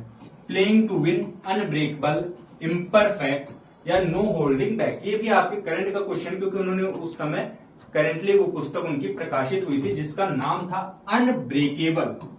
अनब्रेकेबल। ठीक, ये आंसर आपका सही है। चलिए आगे बढ़ते हैं। अगला क्वेश्चन आपका है, 65वीं राष्ट्रीय फिल्म पुरस्कार में किस फिल्म को सर्वश्रेष्ठ लोकप्रिय फिल्म पुरस्कार दिया गया है? ठीक है, ये आपका क्वेश्चन है। ये भी करंट का क्वेश्चन है, जिसमें आपके ऑप्शन है Baahubali 2 the conclusion, secret superstar, jolly LLB 2 या हिंदी मीडियम। तो आपका सही आंसर है बाहुबली 2 द कंक्लूजन। और इस वर्ष जो आपके यानी 2022 में, अभी 23 की घोषणा नहीं हुई है, 22 में जो आपके राष्ट्रीय फिल्म पुरस्कार मिला, ये कौन सा था? वो 65वां था। ये है आपका 68वां। ठीक, तो 68वां जो राष्ट्रीय फिल्म पुरस्कार दिया गया, उनसे आपसे पूछा जा सकता है, प्रश्न बन सकता है। उन्हें हम देखते हैं। 68वां जो राष्ट्रीय फिल्म पुरस्कार है वो दिया गया सोरा रई पोट्रू को। किसे दिया गया? सोरा रई पोट्रू फिल्म को दिया गया। और सर्वश्रेष्ठ अभिनेता के लिए आपको दिया गया सूर्या तथा अजय देवगन को यह राष्ट्रीय फिल्म पुरस्कार दिया गया। सर्वश्रेष्ठ अभिनेत्री के लिए अपर्णा बालमुरली को दिया गया। सर्वश्रेष्ठ निर्देशक के लिए किसे दिया गया? सच्चिदानंद केआर को दिया गया। मोस्ट फिल्म फ्रेंडली स्टेट, जो अपने यहाँ फिल्म निर्माण में बहुत सहूलियत दे, तो वो कौन सा प्रदेश है? वो है मध्य प्रदेश। और हिंदी की सर्वश्रेष्ठ फीचर फिल्म के लिए किसे दिया गया? तो वो दिया गया तुलसीदास जूनियर को दिया गया। ठीक, चलिए आगे बढ़ते हैं। नेक्स्ट क्वेश्चन आपका है, अर्थशास्त्र विज्ञान के लिए वर्ष 2018 का नोबेल पुरस्कार विलियम डी नार्डहास और पॉल एम रोमर को दिया गया था। यह दोनों कहां के निवासी थे? ये भी आपके करंट का ही क्वेश्चन है नोबेल प्राइज से। आप इस वर्ष के नोबेल पुरस्कार विजेता की सूची भी हम आपको दिखाते हैं, उसको आप याद कर लीजिए, ये आपके लिए इंपॉर्टेंट नहीं है। फिर भी ये आप क्वेश्चन देखिए, आपके ऑप्शन है संयुक्त राज्य अमेरिका, यूनाइटेड किंगडम, कनाडा या ऑस्ट्रेलिया। जल्दी जल्दी आप आंसर दीजिए, कहाँ के हैं? तो ये आपके थे संयुक्त राज्य अमेरिका के। ठीक है, ये यहाँ के नागरिक थे। और इस वर्ष के आप नोबेल विजेताओं की सूची देखें तो कुछ इस प्रकार की है। आप जानते हैं नोबेल पुरस्कार 6 क्षेत्रों में मिलता है। कौन कौन से? तो रसायन, भौतिक, चिकित्सा, अर्थशास्त्र, साहित्य और शांति। और एक क्षेत्र में अधिकतम 3 लोगों को एक वर्ष में ये पुरस्कार दिया जाता है। और कब दिया जाता है यह पुरस्कार? तो 10 दिसंबर को दिया जाता है। अल्फ्रेड नोबेल के जन्म दिवस पर 10 दिसंबर को यह पुरस्कार दिया जाता है। और अल्फ्रेड नोबेल एक महान वैज्ञानिक थे जिन्होंने डायनामाइट की खोज की थी। ठीक है, और यह 1901 से दिया जाने वाला पुरस्कार है। तो पहला है आपका रसायन विज्ञान। रसायन विज्ञान में, एक मिनट, पहला हम भौतिक से देखते हैं। तो पहला हमारा ऑप्शन है भौतिकी के क्षेत्र में। ठीक, भौतिकी के क्षेत्र में मिला था कितने लोगों को? तो 3 लोगों को मिला। जो पहले थे वो थे एलन एस्पेक्ट, जो थे कहां के, फ्रांस के थे। दूसरे आपके थे जॉन एफ क्लासर, जो कहां के थे, यूएसए के थे। तीसरे थे आपके एंटोन जिलिंगर, जो ऑस्ट्रिया के निवासी हैं, और इन्होंने उलझे हुए फोटॉन के प्रयोगों के लिए बेल असमानताओं की उल्लंघन की स्थापना और अग्रणी क्वांटम सूचना विज्ञान के लिए इन्हें यह पुरस्कार दिया गया। दूसरा आपका है साहित्य से, तो साहित्य के लिए पुरस्कार दिया गया एनी एर्नॉक्स को, जो कहां की थी, जो फ्रांस की निवासी थी। और इन्होंने कई चीजों पर, पहले जो नोबेल पुरस्कार दिया जाता था वो किसी एक पुस्तक के लिए दिया जाता था, जैसे रविंद्रनाथ टैगोर को किस लिए मिला था, गीतांजलि। बाद में ये उनके संपूर्ण कैरियर के लिए दिया जाने लगा, तो इन्हें उसी के लिए मिला था। इन्होंने जो है साहस, नैदानिक तीक्ष्णता के लिए दिया गया, जिसके साथ वह व्यक्तिगत स्मृति की जड़ों, व्यवस्थाओं और सामूहिक प्रतिबंधों को उजागर करती हैं। ठीक है, चलिए तीसरा आपका है रसायन विज्ञान। रसायन विज्ञान, तो रसायन विज्ञान में भी 3 लोगों को मिला। किसे किसे, कैरोलिन आर बर्टोजी, जो यूएसए की हैं, मॉर्टेन मेल्डन, जो डेनमार्क के हैं, के बेरी शार्पलेस, जो यूएसए के हैं। और के बेरी शार्पलेस, इन्हें 2 बार नोबेल पुरस्कार मिला। ठीक है, और 2 बार पाने वाले ये चौथे वैज्ञानिक है, तो 5वें ऐसे वैज्ञानिक है जिन्हें 2 बार पुरस्कार मिला। पहली बार कब मिला, 2001 में, और अब मिला 2022 में। ठीक है, चलिए, और इन लोगों को मिला किस लिए, तो इन्होंने क्लिक केमिस्ट्री और बायो ऑर्थोगोनल केमिस्ट्री के विकास के लिए इन्हें यह पुरस्कार दिया गया। नेक्स्ट आपके हैं चिकित्सा के क्षेत्र के लिए, तो चिकित्सा के क्षेत्र के लिए मिला स्वांते पावो को, जो कहां के हैं, स्टॉकहोम के हैं। ठीक, स्वीडन। और इन्होंने विलुप्त होमिनिन और मानव विकास के जीनोम से संबंधित उनकी खोजों के लिए इन्हें यह पुरस्कार दिया गया। नेक्स्ट आपका है शांति के क्षेत्र में। शांति के क्षेत्र में, शांति के क्षेत्र में 3 लोगों को दिया गया, जिसमें एक तो व्यक्ति थे और 2 संस्थाएं थी। नोबेल पुरस्कार संस्थाओं को भी दिया जाता है। तो पहले जो व्यक्ति को दिया गया वो थे एलएस बियालियात्स्की। एलएस बियालियात्स्की, जो कहां के थे, बेलारूस के थे। एक संस्था है मेमोरियल, जो कहां की है, रूस को, उसे दिया गया। और सेंटर फॉर सिविल लिबर्टीज, जो यूक्रेन की संस्था है, इसे यह पुरस्कार दिया गया। आखिरी में आपका आता है अर्थशास्त्र, छठा क्षेत्र। अर्थशास्त्र में भी 3 लोगों को दिया गया। किसे किसे दिया गया, तो दिया गया बेन एस बर्नानके, जो कहां के हैं, ये यूएसए के हैं। अगले हैं आपके डगलस डब्ल्यू डायमंड, जो कहां के हैं, यूएसए के हैं। नेक्स्ट आपके हैं फिलिप एच डाइबिग, जो कहां के हैं, यूएसए के हैं। इन्होंने बैंकों के वित्तीय संकटों पर शोध के लिए इन्हें यह पुरस्कार दिया गया। चलिए आगे बढ़ते हैं। अगला आपका है क्वेश्चन, डैश निजी और संवेदनशील जानकारी जैसे कि क्रेडिट कार्ड नंबर, व्यक्तिगत पहचान, खाता उपयोगकर्ता नाम, पासवर्ड प्राप्त करने का धोखाधड़ी वाला कार्य है। अगर आप किसी का क्रेडिट कार्ड नंबर, व्यक्तिगत पहचान या खाता उपयोग पासवर्ड प्राप्त करने के लिए धोखाधड़ी करते हैं, तो उस चीज को क्या कहा जाता है आपके कंप्यूटर की दुनिया में। ठीक है, तो आपके ऑप्शन है मेलवेयर, हैकिंग, फिशिंग या ट्रोजन। जल्दी जल्दी आप बताइए। तो देखिए, जो ट्रोजन है, ये आपका है एक सॉफ्टवेयर है, सॉरी, ट्रोजन आपका कंप्यूटर वायरस है। कंप्यूटर वायरस है, ठीक है, क्या है, कंप्यूटर वायरस है। मालवेयर आपका सॉफ्टवेयर है, सॉफ्टवेयर है। ठीक, हैकिंग क्या होती है, तो आप जानते हैं कि आप कहते हैं ना, हैक हो गया था मेरा अकाउंट, तो किसी के बिना इजाजत के यदि आपके उसके कोई भी खाते में कोई भी गतिविधि करते हैं, तो उसे कहते हैं आप हैकिंग।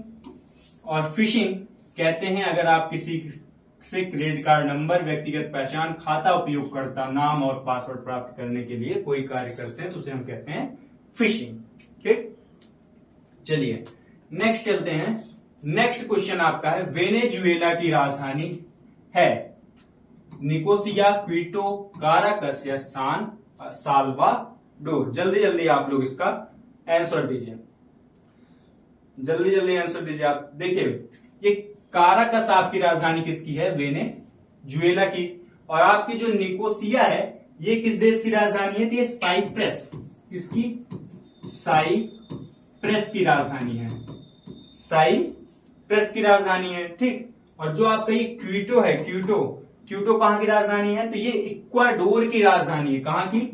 इक्वाडोर की राजधानी है। नेक्स्ट आपका है सान सल्वाडोर। तो सान सल्वाडोर कहां की है? तो ये अल सल्वाडोर की राजधानी है। कहां की राजधानी है? तो ये अल सल्वाडोर की राजधानी है, अल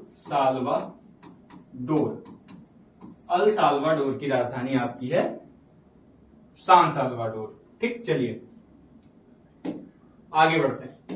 एक मिनट। आन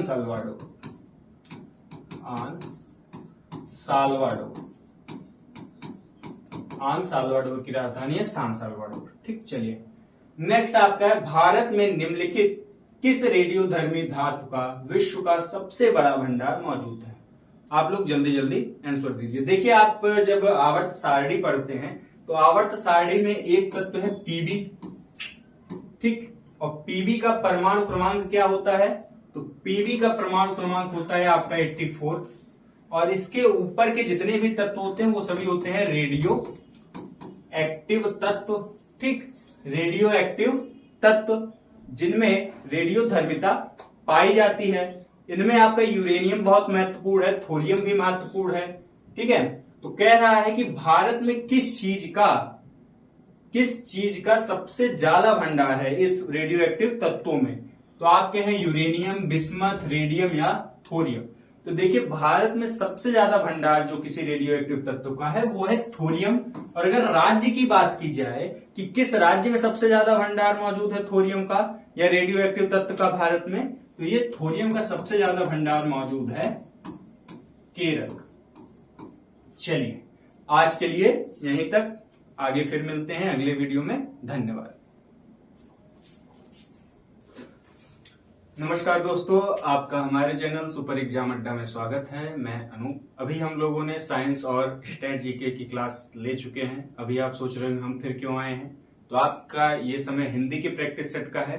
लेकिन आनंद सर जो है आज अनुपस्थित हैं क्योंकि किसी का उनके घर में एक्सीडेंट हो गया है, तो वो वहां पर अस्पताल में गए हैं और आपकी प्रैक्टिस सेट ना रुके इसलिए हम आपके हिंदी का प्रैक्टिस सेट जो 27 जनवरी 2019 का आपके यूपीपी का पेपर हुआ था उसके फर्स्ट शिफ्ट का हिंदी का पेपर हम लेकर आए हैं। तो चलिए इसे हम शुरू करते हैं। पहला प्रश्न आपका है, निम्नलिखित प्रश्न में 4 विकल्पों में से उस सही विकल्प का चयन करें जो बताता है कि संयोग और वियोग किस रस के रूप हैं। देखिए संयोग वियोग किस रस के रूप हैं ये हमें बताना है। आपके ऑप्शंस हैं वात्सल्य, भयानक, अद्भुत और श्रृंगार। देखिए आप जानते हैं कि रस मुख्यतः 9 होते हैं और उस बाद में उसमें कुछ रस जैसे भक्ति रस और वात्सल्य रस को जोड़े जाते हैं। ये वात्सल्य रस 9 रसों में गणना नहीं होती, लेकिन माता और संतान के बीच जो प्रेम दर्शाया जाता है उसे हम वात्सल्य रस के अंतर्गत रखते हैं और इसका जो अस्थायी भाव होता है वो होता है वात्सल्य। और 9 रसों में आपके भयानक, अद्भुत और श्रृंगार की गणना होती है। जो आपका ये भयानक रस है इसका अस्थायी भाव होता है भय, अद्भुत का होता है आश्चर्य, और जो आपका ये श्रृंगार रस है इसका अस्थायी भाव होता है और रति। और रति को 2 भागों में, इस श्रृंगार रस के 2 भाग होते हैं, एक होता है वियोग और एक होता है वियोग और संयोग। संयोग में नायक नायिका के मिलन के पश्चात जो उनके भाव में रतिभाव उत्पन्न होता है वहां पर होता है संयोग श्रृंगार रस, और वियोग होने के बाद जो रतिभाव उत्पन्न होता है वहां पर होता है वियोग श्रृंगार रस। जैसे एक इसका बहुत ही फेमस उदाहरण वियोग श्रृंगार का आता है, हे खग मृग हे मधुकर श्रेणी, तुम देखी सीता मृग नैनी। जब सीता हरण के बाद भगवान रामचंद्र सीता की खोज में निकलते हैं तो इस वियोग की अवस्था में उनके मन में जो भाव उत्पन्न होता है उसे वो खग मृगों के द्वारा पूछते हैं कि सीता का पता तुम्हें पता है वियोग में, वहां पर कौन सा रस होता है, वहां पे आपका वियोग श्रृंगार रस होता है। चलिए अगले क्वेश्चन की तरफ बढ़ते हैं।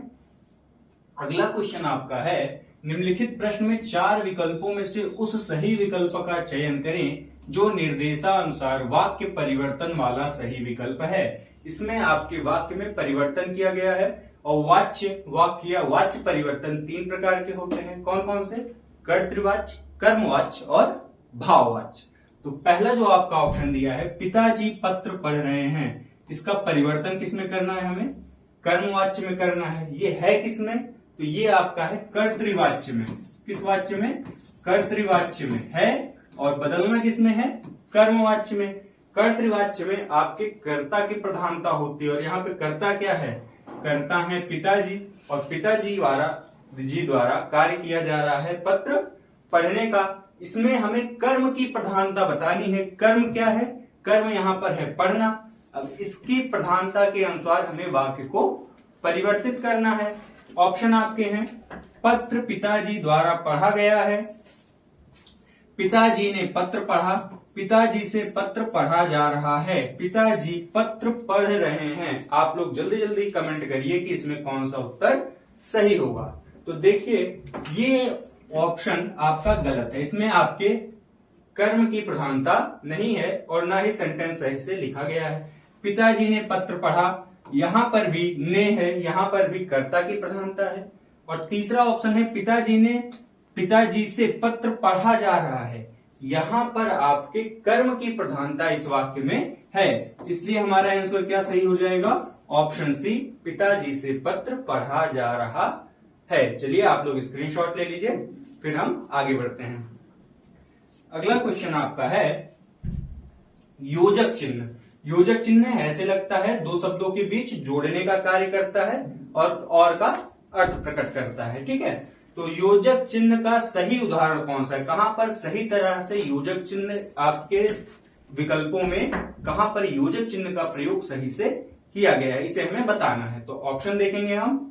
पहला ऑप्शन आपका है, शिवाजी और शिवेश भाई बहन है, यहां पर योजक चिन्ह लगा हुआ है। ठीक। दूसरा है, हेमा गुनगुन माया सहेलियां हैं, रोहन ने कहा मुझे पढ़ाई करनी है, मैं घूमने जा रहा हूं। तो आप देखेंगे यहां पर भाई और बहन लगाना लिखा, इसके योजक चिन्ह की जगह हम क्या लिख सकते थे? भाई और बहन। तो और के जगह हम योजक चिन्ह का प्रयोग करके 2 शब्दों को जोड़ने का कार्य करते हैं बिना अर्थ परिवर्तित किए।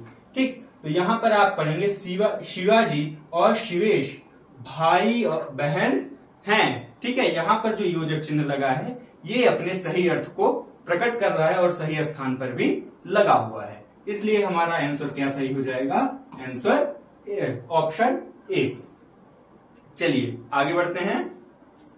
अगला क्वेश्चन आपका है, निम्नलिखित प्रश्न में 4 विकल्प में से दिए गए शब्द के सही समास वाले विकल्प को चुनिए। आपको एक शब्द दिया गया है जिसका आपको समास विग्रह करना है। ठीक, तो चलिए आपका समासिक पद है सप्त सिंधु। इसमें पहले आप बताइए समास कौन सा होगा? आप पढ़े हैं समास 6 प्रकार के होते हैं, तो 6 प्रकार में इसमें समास कौन सा है? तो आप एक जानते हैं कि संख्यावाचक शब्द से अगर कोई समास शुरू हो रहा है समासिक पद, तो उसे हम कहते हैं द्विगु समास। कौन सा समास? द्विगु समास। और आप देख रहे हैं सप्त सिंधु, तो यहां पे जो ये सप्त है ये 7 को दर्शाता है। तो यहां पर कौन सा समास हो जाएगा? यहां पर द्विगु समास हो जाएगा। अब इसे हमें समास विग्रह करना है और आपके ऑप्शन है 7 सिंधुओं का समूह, 7 सिंधुओं का समूह, 7 सिंधुओं का समूह, 7 सिंधुओं का समूह और 7 नदियों का समूह। तो आप देखेंगे इसमें आपको बी और सी एक जैसे नजर आ रहे होंगे। यहां पर सिर्फ और सिर्फ यहां पे ना यहां पर आप देखेंगे आपकी बूंदी नहीं है और यहां पे ना का रखा गया है। यहाँ का सही उत्तर होगा 7 सिंधुओं का समूह। क्या कहलाएगा हमारा? सप्त सिंधु। और हमारा ऑप्शन कौन सा सही हो जाएगा? हमारा ऑप्शन सही हो जाएगा ऑप्शन सी। ठीक, ये आपका गलत है। आपको वर्तनी भी, हिंदी आप पढ़ रहे हैं तो वर्तनी शुद्धि भी आपको सही से देखनी होगी। आप देखेंगे दोनों सही लग रहे हैं, बस एक बिंदी का फर्क है और आंसर आपका चेंज हो गया। ठीक, सही क्या हो जाएगा हमारा ऑप्शन सी। चलिए नेक्स्ट क्वेश्चन की तरफ बढ़ते हैं। नेक्स्ट क्वेश्चन हमारा है, निम्नलिखित प्रश्न में 4 विकल्प दिए गए हैं, जिनमें से उस विकल्प का चयन करें जो दिए गए शब्द वाक्य का सबसे अच्छा एक शब्द है। वाक्यांश के लिए एक शब्द वाला यह आपका प्रश्न है।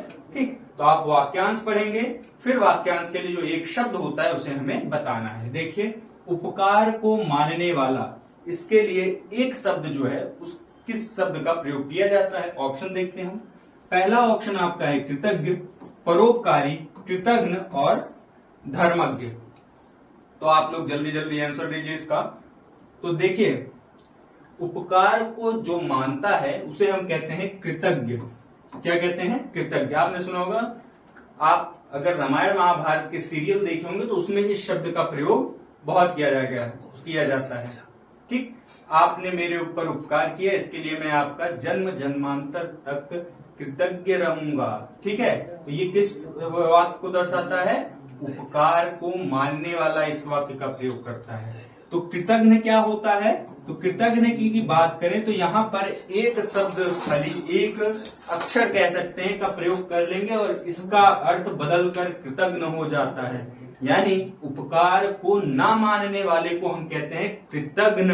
उपकार को ना मानने वाले को क्या कहेंगे? कृतज्ञ। अगला शब्द है आपका परोपकारी। परोपकारी का अर्थ होता है परो, किसी के ऊपर उपकार करने वाला, उसको कहते हैं परोपकारी। और अगला शब्द आपका है धर्मज्ञ। धर्मज्ञ किसे कहेंगे? जो धर्म के विषय में जो है अत्यधिक जानकारी रखता है उसे हम कहते हैं धर्मज्ञ। ठीक, चारों शब्द का, और उत्तर हमारा क्या सही हो जाएगा? कृतज्ञ, उपकार को मानने वाला। चलिए अगला क्वेश्चन हमारा है, निम्नलिखित प्रश्न में 4 विकल्प दिए गए हैं। 4 विकल्प दिए गए हैं, जिनमें से एक शब्द दिए गए अनेकार्थी शब्द का एक अर्थ है, उस शब्द को चुने। एक शब्द दिया गया है, उसका एक अनेकार्थी शब्द होते हैं, यानी अनेक अर्थ होते हैं, जिनमें से एक अर्थ आपके इन चारों विकल्पों में दिया गया है, उसका उत्तर हमें बताना है।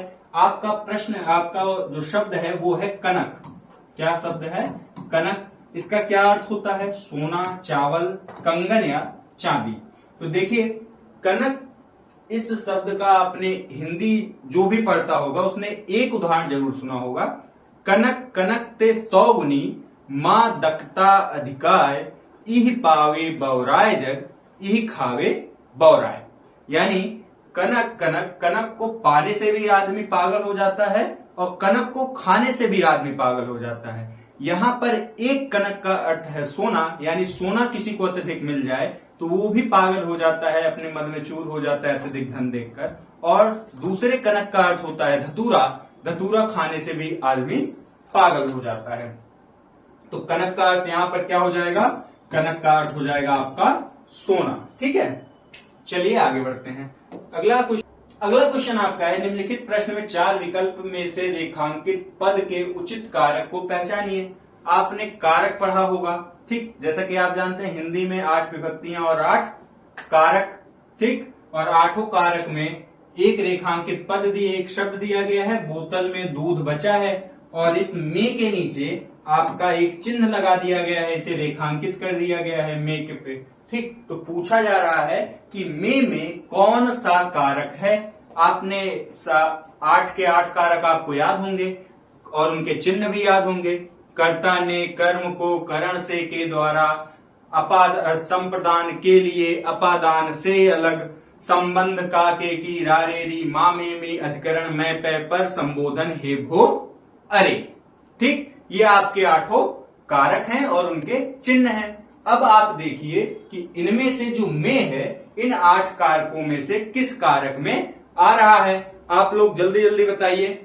आपने पढ़ा, कर्ता ने कर्म को करण से, संप्रदान के लिए अपादान से अलग, संबंध का के की रारेरी मामेमी, ठीक, अधिकरण मैं पे पर और संबोधन हे भो अरे। मैं कहाँ आ रहा है? आप लोग जल्दी जल्दी आंसर दीजिए। 2 बार हम बता चुके हैं, जल्दी जल्दी आंसर दीजिए आप लोग। देखिए, मैं आ रहा है आपका अधिकरण में, अधिकरण में पे पर। ठीक, आपका ऑप्शन क्या सही हो जाएगा? बी, अधिकरण मैं पे पर। ठीक, संबोधन में क्या आएगा? संबोधन में आएगा हे भो अरे। संबंध में काके की रा रे री माँ में मी, इन शब्दों का प्रयोग किया जाएगा। कर्म में को शब्द का प्रयोग किया जाएगा। किसका? को का। ठीक, चलिए आगे बढ़ते हैं। नेक्स्ट क्वेश्चन आपका है, निम्नलिखित प्रश्न में 4 विकल्प में से क्रिया का सही रूप वाला विकल्प पहचानिए। स्कूल बस 5 मिनट में डैश दिया गया है। इसमें हमें एक शब्द इन चारों में से भरना है। जो शब्द भरने के बाद आपका यह वाक्य किसमें बन जाएगा? सामान्य भविष्य काल बन जाएगा। क्या बन जाएगा? सामान्य भविष्य काल। और आपको शब्द भी दिया गया है, कौन सा? आना शब्द लिखना है। ठीक है, आना का भूतकाल लिखना है, वर्तमान काल लिखना है, भविष्य काल, ऐसा शब्द लिखो जो क्या बनाए? सामान्य भविष्य काल। और आप जानते हैं आपके भविष्य काल के कितने भेद? तो भविष्य काल के आपके 3 भेद। कौन कौन से? सामान्य भूतकाल, सामान्य भविष्य काल, जिसमें वह जाएगा, वह जाएगी, वह आएगा, वह आएगी। उसके बाद आपका होता है संभाव्य भविष्य काल, जिसमें संभावना दर्शाई जाती है। शायद वह आएगा, शायद माँ रोटी बनाएगी, शायद मैं खाना खाऊंगा, शायद मैं उससे मिलने जाऊंगा, शायद हम दोनों मिलें। ठीक, ये सब क्या है? संभावना व्यक्त की जा रही है भविष्य काल में। यहां पर आपका दूसरा टाइप का संभाव्य भविष्य काल। तीसरा आपका होता है हेतु मद भविष्य काल। यहां पर क्या होता है? यहां पर एक कार्य दूसरे कार्य पर निर्भर होता है। जैसे वह आएगा तो मैं जाऊंगा, मेरे जाना किस पर निर्भर है? उसके आने पर। ठीक, ये होता है आपका हेतु मद भविष्य काल। ये 3 रूप आपके होते हैं भविष्य काल के। लेकिन इसमें पहला रूप पूछा गया सामान्य का, सामान्य भविष्य काल। इसमें आंसर देखते हैं हम। मैं आएगी, स्कूल 5 मिनट में आएगी, नहीं होगा। स्कूल बस 5 मिनट में आके गई, ये भी नहीं होगा। ठीक, स्कूल बस 5 मिनट में आके चली गई, ये भी चली गई। ये सब कैसा होगा? ये सब जो है आपका भूतकाल का हो जाएगा। आप देखेंगे अगला, स्कूल बस 5 मिनट में आएगी। ठीक, ये क्या दर्शाएगा? ये दर्शाएगा आपका भविष्य काल दर्शाएगा। ठीक, तो हमारा आंसर क्या सही हो जाएगा? Option B. चलिए आगे बढ़ते हैं। अगला क्वेश्चन हमारा है, निम्नलिखित प्रश्न में वाक्य के संरचना के आधार पर उनके भेद बताइए। इसमें आपके वाक्य की जो संरचना है उसके आधार पर कौन सी क्रिया है उसे आपको बताना है। रवि दीवार रंगने लगा है। रवि दीवार रंगने लगा है। क्या कार्य किया जा रहा है? रंगने का। ठीक, इसमें कौन सी क्रिया है पूछ रहा है। ठीक, कृदंत क्रिया है, पूर्वकालिक क्रिया है, संयुक्त क्रिया है या नाम धातु क्रिया है। देखिए, जो रंग है, रंग क्या है? नाम है। ठीक, संज्ञा है। और नाम क्या होता है? संज्ञा होता है, सर्वनाम होता है। तो संज्ञा सर्वनाम, और आप जानते हैं संज्ञा सर्वनाम और विशेषण में शब्द लगकर बनने वाले धातुओं को हम कहते हैं नाम धातु क्रिया। और रंगना भी क्या है? रंगना है आपकी नाम, और इसमें ने शब्द लगा करके क्रिया बनाई गई है जिसे आप कहते हैं नाम धातु क्रिया, आप इसे कहते हैं। ठीक है, चलिए आगे बढ़ते हैं। क्या सही हो जाएगा हमारा? ऑप्शन सी, नाम धातु क्रिया। संज्ञा सर्वनाम और विशेषण में लगकर कोई क्रिया अगर बनेगी तो उसे हम कहेंगे नाम धातु क्रिया। और नाम धातु क्रिया यहाँ पे रंग में ने शब्द लगाकर बना है। चलिए आगे बढ़ते हैं। नेक्स्ट क्वेश्चन हमारा है, निम्नलिखित प्रश्न में 4 विकल्प में से उस विकल्प का चयन करें जो शब्द का सही स्त्रीलिंग वाला विकल्प है। जो शब्द का सही स्त्रीलिंग वाला विकल्प है। आपका शब्द है हंस। हंस आपका पुल्लिंग है, हंस उड़ता है। ठीक, तो ये क्या है? पुल्लिंग है। और इसका स्त्रीलिंग हमें बनाना है। तो पहला आपका ऑप्शन है हंसिनी, हंसीनी। ठीक, हंसिनी, हंसीनी, हंसिया और हंसी। इन चारों में क्या सही होगा? तो देखिए, जो हंस का स्त्रीलिंग शुद्ध वर्तनी सहित इसमें शब्द है वो है आपका हंसिनी। ठीक, क्या है? हंसिनी। ये आपका हंस का स्त्रीलिंग है। नेक्स्ट आपका है कि दिए गए शब्द का सही पुल्लिंग वाला रूप चुनिए, और आपको दे दिए गए है कुम्हार। यहां पर हल्का सा मिस्टेक है, यहां पर सही पुल्लिंग की जगह होना चाहिए स्त्रीलिंग। ठीक, पुल्लिंग की जगह क्या होना चाहिए? होना चाहिए आपका स्त्रीलिंग होना चाहिए। ठीक, स्त्रीलिंग होना चाहिए। यहां पर इतनी आपकी मिस्टेक है यहां पर क्वेश्चन में। तो आपका ऑप्शन क्या है? ऑप्शन आपका है कुम्हार। इसका स्त्रीलिंग हमें बनाना है, तो क्या होगा? कुम्हारी होगा, कुम्हारिन होगा, कुम्हर इन होगा, या कामहीन होगा? आप लोग जल्दी जल्दी आंसर दीजिए। तो देखिए, कुम्हार का जो सही स्त्रीलिंग है वो आपका होता है कुम्हारिन। क्या है? कुम्हारिन। ये हमारा यहां पर सही होगा। चलिए आगे बढ़ते हैं। अगला क्वेश्चन आपका है, नीचे दिए गए शब्द का सही बहुवचन वाला रूप विकल्प चुनिए। आपका सही विकल्प इनमें से बताना है। ठीक, जो बहुवचन में है। किसमें है? एक वचन में नहीं। हिंदी में कितने वचन? हिंदी में 2 वचन, एक वचन और बहुवचन। तो हमें बहुवचन वाला रूप बताना है। ठीक, तो आपके ऑप्शन है चुटिया, चुटियो, चुटियो या चुटियाएं। तो आप जब एक वचन से बहुवचन बनाने वाले शब्द आप जानते हैं, तो देखिए चुटिया शब्द क्या है? चुटिया शब्द है आपका एक वचन, और आप जानते हैं या शब्द वाले को अगर बहुवचन बनाना है तो इसके ऊपर हम क्या लिख देते हैं? तो इसके ऊपर हम बना देते हैं चंद्रबिंदी। तो ये चंद्रबिंदी बनाने से जो एक वचन होता है वो बहुवचन में परिवर्तित हो जाता है। तो आपका जो चुटिया है ये किसमें परिवर्तित हो जाता है? ये आपका चुटिया। सिर्फ चंद्रबिंदी लगाने से आपका ये बहुवचन बन जाता है। चलिए आगे बढ़ते हैं। अगला क्वेश्चन आपका है, निम्नलिखित प्रश्न में 4 विकल्प दिए गए हैं, उस विकल्प को चुनिए जो सही पूर्ण रूपेण वर्ण विच्छेद वाला है। यहां आपका एक शब्द दिया गया है जिसका आपको एक एक वर्ण विच्छेद करना है, यानी अक्षरों में तोड़ना है। ठीक, आपका शब्द क्या है? कृपण। क्या शब्द है? कृपण। आप जानते हैं कि जितने भी व्यंजन हैं, व्यंजन सारे शब्द जो है जुड़कर किससे बनते हैं? आप में अगर उस पर कोई मात्रा नहीं है तो उसमें एक मात्रा हलंत रहेगा।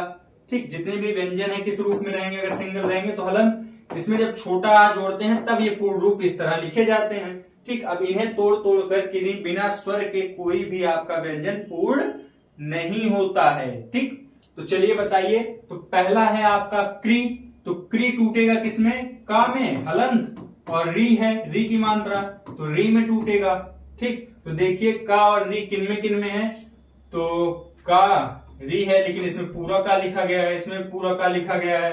अब इसमें देखेंगे तो इसमें का और री, का पे हलंत भी है और री अलग से भी है। तो देखेंगे तो यहीं से हमारा आंसर ऑप्शन से लगाएंगे तो हमें मिल जाएगा। लेकिन अगर हम पूरा देख लेते हैं अब, ठीक है, ऑप्शन क्या सही हो जाएगा हमारा? ऑप्शन डी हमारा सही हो जाएगा। ठीक, लेकिन पूरा देख लेते हैं तो का पे हलंत।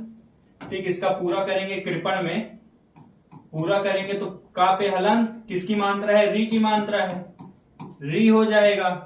पा है तो पा में हलंत और छोटा, फिर रा है तो रा में आपका हो जाएगा, रा में हलंत व्यंजन है और छोटा आ। यही सही होगा जो आपका कहां पर है? जो आपका यहां पर है, ऑप्शन डी। चलिए आगे बढ़ते हैं। अगला क्वेश्चन हमारा है, निम्न 4 विकल्पों में शुद्ध वर्तनी वाला शब्द पहचानिए। आपको शुद्ध वर्तनी किसकी है इसमें से बताना है। इसको तो आप लोग कृष्ण कृष्ण राधे राधे बसते होंगे, सब जानते हैं, देख के ही बता देंगे, कुछ बताना ही नहीं है। कृष्ण, कृष्ण, कृष्ण या कृष्ण। तो आपका सही होता है शुद्ध वर्तनी क्या है कृष्ण की? कृष्ण, जिसका अर्थ होता है आपका काला। ठीक, चलिए नेक्स्ट अगले सवाल पे पढ़ते हैं। 4 विकल्प दिए गए हैं, वाक्य चयन करें जो वाक्य में विशेषण शब्द की विशेषता प्रकट करता है। विशेषण की विशेषता बताने वाले शब्द को बताना है। ठीक है, तो आपका है, इस पर्वत वाला में बहुत ऊंचे ऊंचे पहाड़ हैं। तो आपका शब्द क्या है? पहाड़। और इसकी विशेषता कौन बता रहा है? ऊंचे ऊंचे। और ऊंचे ऊंचे की भी विशेषता कौन बता रहा है? ऊंचे ऊंचे विशेषता बता रहा है, तो ये हो गया आपका विशेषण। ठीक, और विशेषण की भी एक शब्द विशेषता बता रहा है, कौन सा? बहुत कि ऊंचे नहीं है, बहुत ऊंचे ऊंचे हैं, ऊंचे नहीं बहुत ऊंचे ऊंचे। ठीक, तो इसमें आपका आंसर क्या हो जाएगा, इसमें आपका आंसर हो जाएगा बहुत। ठीक, ना इस होगा ना ऊंचे ऊंचे होगा, ऊंचे ऊंचे तो खुद ही विशेषण है, पहाड़ होगा नहीं, आपका क्या हो जाएगा बहुत। ठीक, चलिए आगे बढ़ते हैं। अगला क्वेश्चन आपका है, निम्नलिखित प्रश्न में 4 विकल्पों में से उस विकल्प का चयन करें जो दिए गए वाक्य का सही विकल्प है। सर्वनाम का शाब्दिक अर्थ क्या है? सर्वनाम शब्द का शाब्दिक अर्थ क्या है? सबका नाम, अपना नाम, दूसरों का नाम, संबंध का नाम। तो आप एक सिंपल सा अर्थ निकालिए। तो सर्वनाम यह वह जो तो सबके लिए प्रयोग हो जाता है, वह यह तुम मैं सबके लिए प्रयोग हो रहा है। तो इसका अर्थ क्या हो जाता है? शाब्दिक अर्थ आपके सर्वनाम का होता है सबका नाम। चलिए आगे बढ़ते हैं। अगला क्वेश्चन हमारा है, निम्न में से कौन सी गजानन माधव मुक्तिबोध द्वारा रचित रचना नहीं है? इसमें से आपको 4 रचनाएं दी गई हैं, जिनमें से एक रचना आपकी गजानन माधव मुक्तिबोध जी की नहीं है। ठीक, तो बताइए आप। अंधा युग, चांद का मुंह टेढ़ा, भूरी भूरी खाक धूल, नए साहित्यकार का सौंदर्य शास्त्र। आप लोग जल्दी जल्दी कमेंट करिए, और अगर आपको सेशन अच्छा लग रहा है तो एक बार लाइक करके, अगर आप लोग चैनल को सब्सक्राइब नहीं किए हैं तो चैनल को सब्सक्राइब कर लीजिए और ज्यादा से ज्यादा लोगों तक शेयर कर दीजिए। इतना काम कर दीजिए, फिर आप उससे जुड़ते हैं। चलिए, क्वेश्चन आपका है, मुक्तिबोध की रचना कौन सी नहीं है? तो देखेंगे, चांद का मुंह टेढ़ा, भूरी भूरी खाक धूल, नए साहित्यकार और सौंदर्य शास्त्र। ये तीनों रचना है आपकी मुक्तिबोध की। किसकी? मुक्तिबोध की। मुक्तिबोध की, ठीक है। और जो ये अंधा युग है, अंधा युग उनकी रचना नहीं है। अंधा युग आपकी रचना है धर्मवीर भारती की। किसकी है? धर्मवीर भारती की रचना है ये। ठीक, धर्मवीर भारती की रचना आपका अंधा युग है। चलिए नेक्स्ट बढ़ते हैं। अगला क्वेश्चन आपका है, निम्नलिखित प्रश्न में 4 विकल्प दिए गए हैं, जिनका सही विकल्प का चयन करें जो बताता है कि पृथ्वीराज रासो किस लेखक की रचना है। ये तो सबके जुबान पे रटा है, किसी को बताने की जरूरत ही नहीं है, इस पे हम ज्यादा चर्चा भी नहीं करते। तो पृथ्वीराज रासो के रचनाकार का नाम आप बता दीजिए। चंद्र बरदाई थे। अच्छा, आप बता दीजिए कल्हड़ की रचना क्या है? कल्हड़ की रचना आप लोग जल्दी जल्दी बताइए। कल्हड़ की रचना बताइए। कल्हड़ ने लिखी थी कश्मीर का इतिहास, जिसे आप कहते हैं राज तरंगड़ी। क्या पुस्तक का नाम है कल्हड़ की? राज तरंगड़ी। वाल्मीकि ने लिखा था, साक्षात आपका आदि ग्रंथ बोला जाता है क्या? रामायण। हर्षवर्धन की नागनंदा रत्नावली, जो सम्राट थे आपके हर्षवर्धन, ठीक है, कन्नौज के, इन्होंने पुस्तक लिखी थी नागनंदा और रत्नावली। और कल्हड़ ने क्या लिखा था? कल्हड़ ने आपके लिखा था राज तरंगड़ी, जिसे आप कश्मीर का इतिहास पता करते हैं राज तरंगड़ी द्वारा। चलिए आगे बढ़ते हैं अगले क्वेश्चन की तरफ। चलिए, अगला प्रश्न हमारा है, निम्नलिखित प्रश्न में 4 विकल्पों में से सही विकल्प का चयन करें जो बताता है कि सत्यार्थ प्रकाश उपन्यास के लेखक का नाम। सत्यार्थ प्रकाश किसकी रचना है, ये आपसे प्रश्न पूछा गया है। पहला ऑप्शन आपका है दयानंद सरस्वती, दूसरा है अरविंद घोष, भवभूति और हर्षवर्धन। तो ये तो आपको इतिहास में भी याद होगा, हिंदी में तो याद ही है। सत्यार्थ प्रकाश आपकी रचना है। 1875 में दयानंद सरस्वती जी ने आर्य समाज की स्थापना की थी, और इन्हीं के द्वारा आपकी पुस्तक लिखी गई थी सत्यार्थ प्रकाश। ठीक, जो आपके शुद्धि आंदोलन इन्होंने चलाया था, जिसमें आपके हिंदू धर्म से जो कन्वर्ट हो गए थे उन्हें पुनः शुद्धि आंदोलन के द्वारा हिंदू धर्म में लाया जाता था, और उसी पर इनकी पुस्तक थी सत्यार्थ प्रकाश। अरविंद घोष जी की जो बहुत फेमस पुस्तक थी वो थी सावित्री।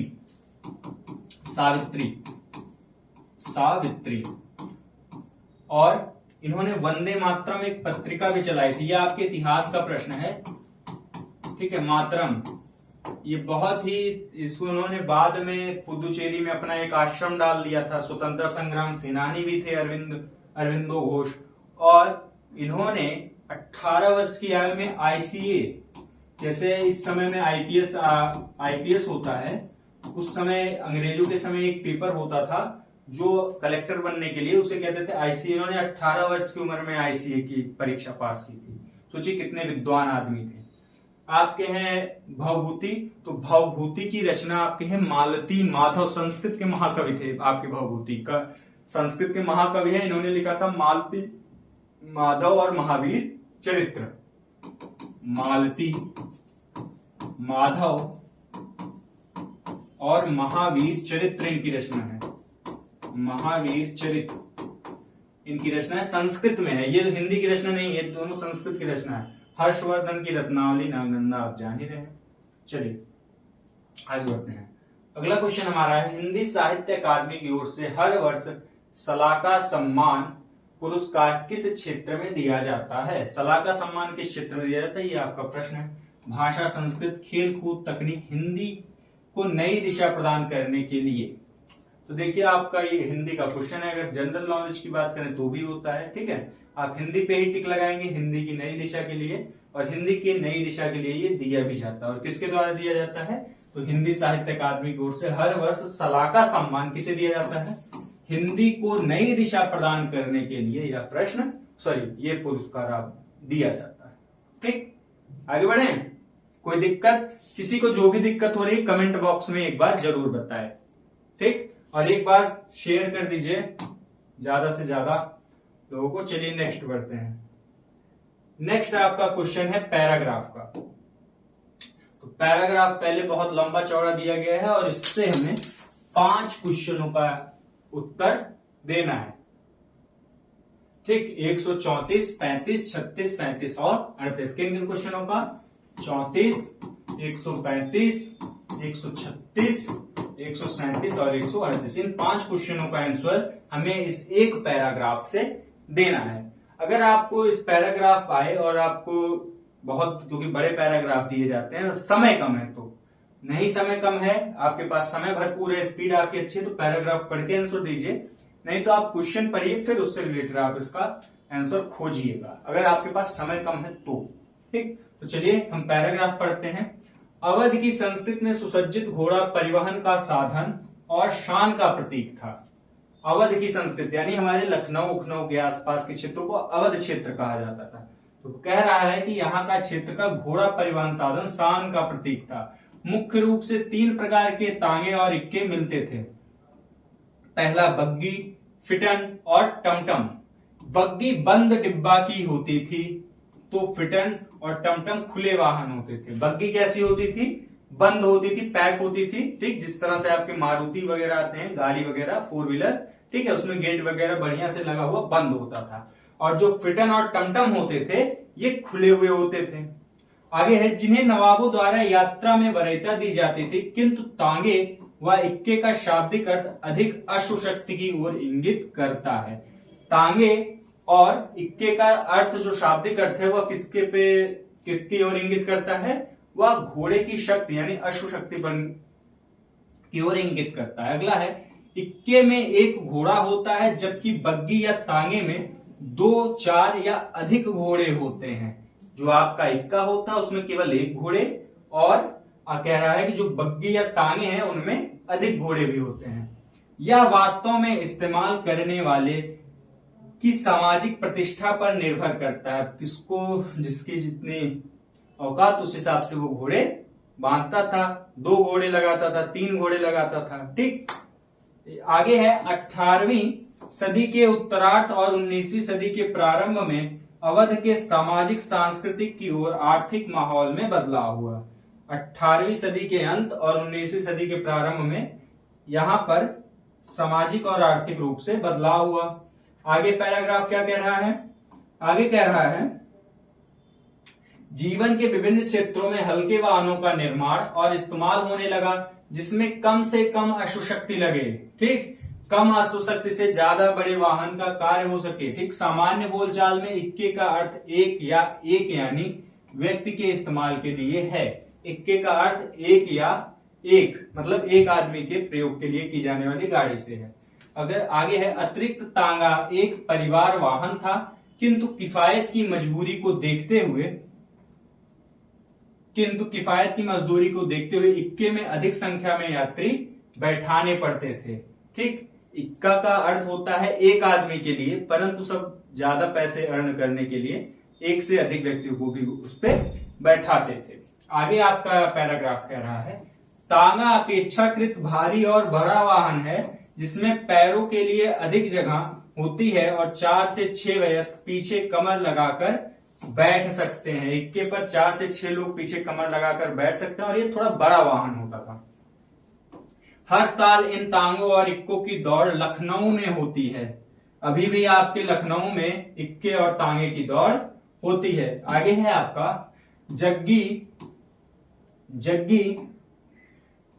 कहां गया, जग्गी घोड़े इस दौरान सबके लिए आकर्षण का केंद्र बिंदु होते हैं। घोड़े के खुरों का भी श्रृंगार किया जाता है। इस दौड़ जो है बहुत ही आकर्षण का केंद्र होते हैं और इनमें घोड़ों के खुर यानी नाखूनों को भी रंगा जाता है।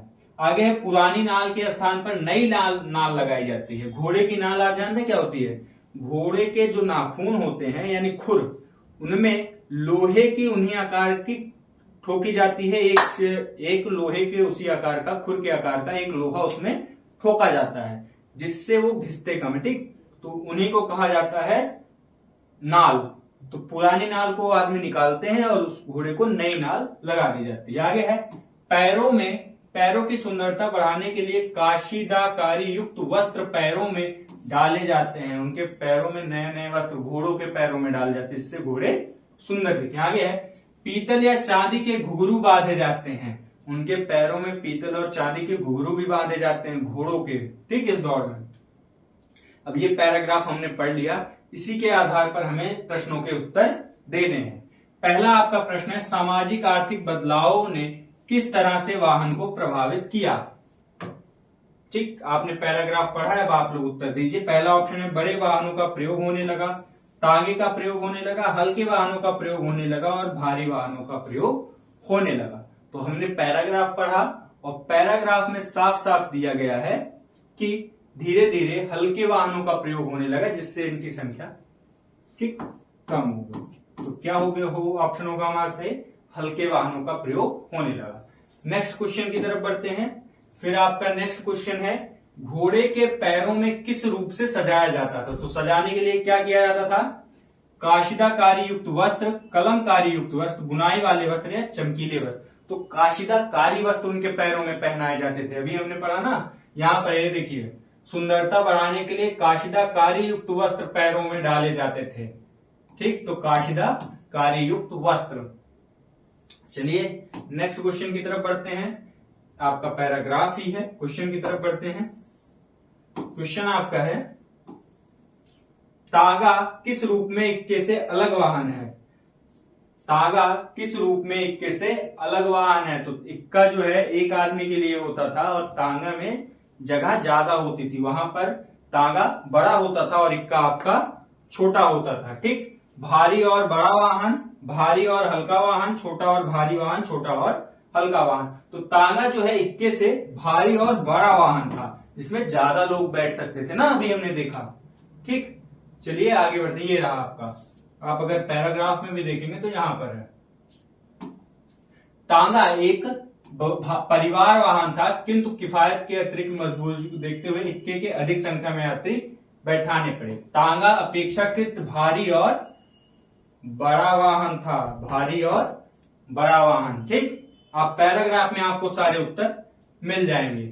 नेक्स्ट क्वेश्चन आपका है, परिवहन के साधन का इस्तेमाल किसके अनुरूप किया जाता था? सामाजिक प्रतिष्ठा, आर्थिक परिस्थिति, पारिवारिक रहन सहन या मूलभूत आवश्यकता? ठीक, जल्दी से आप लोग बताइए। इसको शायद आपको दिख ना रहा हो तो इसको थोड़ा बड़ा कर लेते हैं। ठीक, चलिए फिर से प्रश्न पढ़ते हैं। परिवहन के साधन इस्तेमाल किसके अनुरूप किया जाता था? सामाजिक प्रतिष्ठा के अनुरूप, आर्थिक स्थिति के अनुरूप या पारिवारिक रहन सहन या मूलभूत आवश्यकता के अनुरूप? जल्दी जल्दी बताइए आप। तो इसको आंसर भी हम खोज लेते हैं इसमें। परिवार, वाहन, बग्गी, तांगे। ठीक, ये रहा, ये रहा। ठीक, 3 प्रकार के होते हैं, वरीयता, किंतु तांगे शाब्दिक अर्थ हो सकती, जबकि बग्गी ये रहा आपका। यह वास्तव में इस्तेमाल करने वाली सामाजिक प्रतिष्ठा पर निर्भर करता था। किस पर निर्भर करता था? तो सामाजिक प्रतिष्ठा पर निर्भर करता था। क्या सही हो जाएगा हमारा? हमारा 137 में सही हो जाएगा सामाजिक प्रतिष्ठा हमारा सही हो जाएगा। नेक्स्ट आपका लास्ट पैराग्राफ से क्वेश्चन है, ये पैराग्राफ ही है, हम पढ़ चुके हैं। नेक्स्ट आते हैं अपने क्वेश्चन पे। क्वेश्चन हमारा है तांगे और इक्के कितने प्रकार के होते हैं? तो आप जानते हैं, आपने पढ़ा 3 प्रकार के। कौन कौन से? तांगा और इक्के कितने प्रकार के? तो 3 प्रकार के। फिर से आपको ले जाते हैं ऊपर और आप खुद ही देख लीजिए कितने प्रकार के। तो ये देखिए, मुख्य रूप से 3 प्रकार के तांगे और इक्के मिलते हैं। 3 प्रकार के तांगे और इक्के मिलते हैं। कौन कौन से? बग्गी, फिटन और टमटम। बग्गी, फिटन और टमटम 3 प्रकार के तांगे इस पैराग्राफ के अनुसार होते हैं। चलिए, तो यहां पे हमारा क्या सही हो जाएगा? 3 सही हो जाएगा। 3 प्रकार के तांगे आपको मिलते हैं। कौन कौन सा? आपका टमटम, फिटन और बग्गी। चलिए, नेक्स्ट क्वेश्चन आपका है। अब आपका पैराग्राफ समाप्त हो गया। आपका क्वेश्चन है, 4 विकल्प दिए गए हैं, उनमें से सही विकल्प का चयन करें। उचित अलंकार रूप सबसे अच्छा विकल्प है। आपको एक वाक्य दिया गया है, इसमें आपको अलंकार बताना है कौन सा है। वाक्य है, रघुपति राघव राजा राम। ये आपका वाक्य, इसमें कौन सा अलंकार है? अनुप्रास अलंकार है, यमक अलंकार है, उपमा अलंकार है या रूपक अलंकार है? ये तो आप आंख मूंद के बता देंगे, इतना सरल सवाल है। तो देखिए, आप देख रहे हैं आपका जो पहला शब्द है रघुपति, इनके पहला अक्षर किससे शुरू हो रहा है? रा से। दूसरा है राघव, इसका भी पहला अक्षर किससे शुरू हो रहा है? रा से। तीसरा शब्द है राजा, इसका भी पहला अक्षर किससे शुरू हो रहा है? रा से। चौथा शब्द है राम, इसमें भी पहला अक्षर किससे शुरू हो रहा है? रा से। और आप जानते हैं कि वह अलंकार जिसके पद में लगातार एक क्रम में एक ही शब्द की पुनरावृत्ति हो, उसे हम कहते हैं कौन सा अलंकार? उसे हम कहते हैं अनुप्रास अलंकार। ठीक है, तो रघुपति राघव राजा राम में रा की पुनरावृत्ति हुई है अक्षर की, और यहां पर कौन सा अलंकार होगा? अनुप्रास अलंकार होगा। आगे बढ़ते हैं। अगला है, निम्नलिखित में से 4 विकल्पों में से उस सही विकल्प का चयन करें जो रेखांकित शब्दों के सही अव्यय के भेद हैं। ठीक, आपको अव्यय का सही कौन सा अव्यय का यह रूप है, ये बताना है। और आपका पैराग्राफ वाक्य है, सीता के आगे राम खड़ी है, और के आगे आपका दिया गया है, अंडरलाइन कर दिया गया है। अब के आगे में कौन सा अव्यय है, ये हमें बताना है। अव्यय का अर्थ आप जानते हैं, इसका अर्थ होता है जो व्यय ना किया जा सके, उसे आप कहते हैं अव्यय।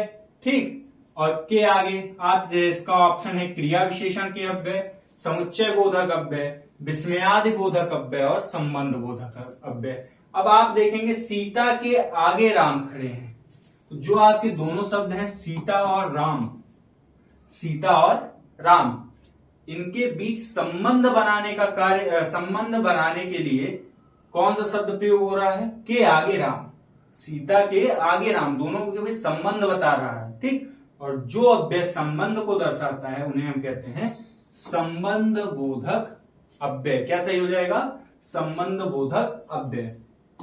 नेक्स्ट क्वेश्चन हमारा है, निम्नलिखित प्रश्न में 4 विकल्प हैं, उस सही विकल्प का चयन करें जो अशुद्ध वाक्य के शुद्ध रूप का सबसे अच्छा विकल्प है।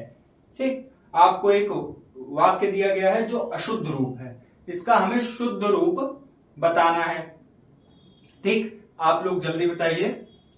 पहला है, घूमना सुबह अच्छा है, यह अशुद्ध रूप है, इसका शुद्ध रूप हमें बताना है। घूमना अच्छा है सुबह, गलत, ये आप नहीं कहते। घूमना सुबह है अच्छा, ये वाक्य भी गलत है, इसमें सही से व्यवस्थित नहीं किया गया है। सुबह अच्छा है घूमना, ये भी, ये तो बहुत सिंपल है, तो आपका बचा क्या? सुबह घूमना अच्छा है, सुबह घूमना अच्छा है, ये वाक्य आपका शुद्ध है। इन शब्दों से निर्मित वाक्य यही आपका शुद्ध होगा, जो सही अर्थ प्रकट करेगा। नेक्स्ट आपका है, निम्नलिखित प्रश्न में 4 विकल्पों में से उस विकल्प का चयन करें जो बताता है कि नीचे दिए गए छंद प्रत्येक चरण में कितनी मात्राएं हैं। आपको एक छंद दिया गया है, इसमें आपको मात्रा बतानी है। मात्रा गिनना आप सब जानते होंगे छंदों में। ठीक, तो चलिए गिनते हैं। तो पहला आपका है, जानते हैं, पहला का है, इसमें कितनी मात्रा? इसमें आपकी लगेगी 1 मात्रा। ये आपका पहला चरण है। पहले इसे हम बांट लेते हैं चरणों में। इसमें कितने चरण? 4 चरण है। कौन कौन से? ये आपका है पहला चरण, ठीक, ये आपका है दूसरा चरण, ये आपका है तीसरा चरण और ये आपका है चौथा चरण। इनमें हमें मात्राएं निकालनी है। अब हम मात्राएं निकालते हैं। पहले निकालते हैं इसमें, तो पहला शब्द आपका है करते। इसमें अगर हम मात्राओं की गणना करें तो का पे 1, रा पे 1 यानी लघु लघु और ते पे दीर्घ हो जाएगा 2 मात्रा, आ पे 1, भी पे 1 और शे पे 2 मात्रा, का पे 1, पा पे 1, यो पे 2 मात्रा, दा पे 2 मात्रा और है पे 2 मात्रा। ये हमारी हो गई पहला चरण पूरा। अब इसमें गिने तो 1 2 3 4 5 6 7, ठीक 7 मात्रा हमारी एक एक हो गई और 1 2 3 4 मात्राएं 2 तो 4 दूनी 8, 8 7 15। कितनी मात्राएं हो गई हमारी? पहले चरण में 15 मात्रा हो गई। दूसरा चरण देखते हैं। दूसरा चरण है बलिहारी इस वेश को। बलिहारी इस वेश को, इसमें मात्रा निकालिए तो बा पे 1, ली पे 1, हा पे बड़े या की मात्रा है तो 2, ठीक 2, री पे बड़े या की मात्रा है 2, इस पे 1, सा पे 1, वे पे 2, शा पे 1 और की पे 2 मात्रा। अब गिनिए यहां पर 1 2 3 4 5 और 5 2 7, 7 2 9, 9 2 11 2 13। दूसरे चरण में कितनी मात्रा? 13 मात्रा। चलिए तीसरे में तो ये आपका तो साफ ही लिखा है, अगर आंसर से लगाना चाहे तो 15 और 13 पहला सही हो जाएगा। ठीक, अगर आपके पास कम समय है पेपर में तो यहां तक गिनिए और यहां से, क्योंकि पहले तीसरे में 12 किसी में नहीं है, 24 किसी में नहीं है, 36 किसी में नहीं है। ठीक, तो आप दोनों चरण में हो गए। अब तीसरे चरण में देखते हैं।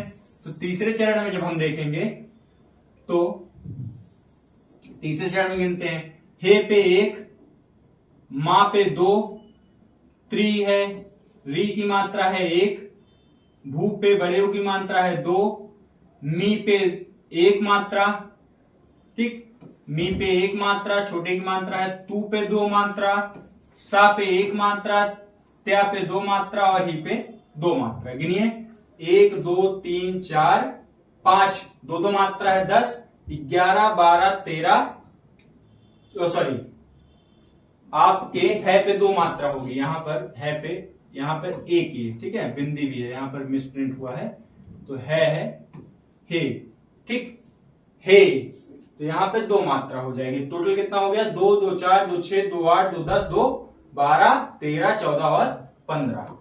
तो पहले और तीसरे, पहले 13 से 13 क्रम से 28, ठीक, तो आप 13 15 और 13 कितने हुए? 28।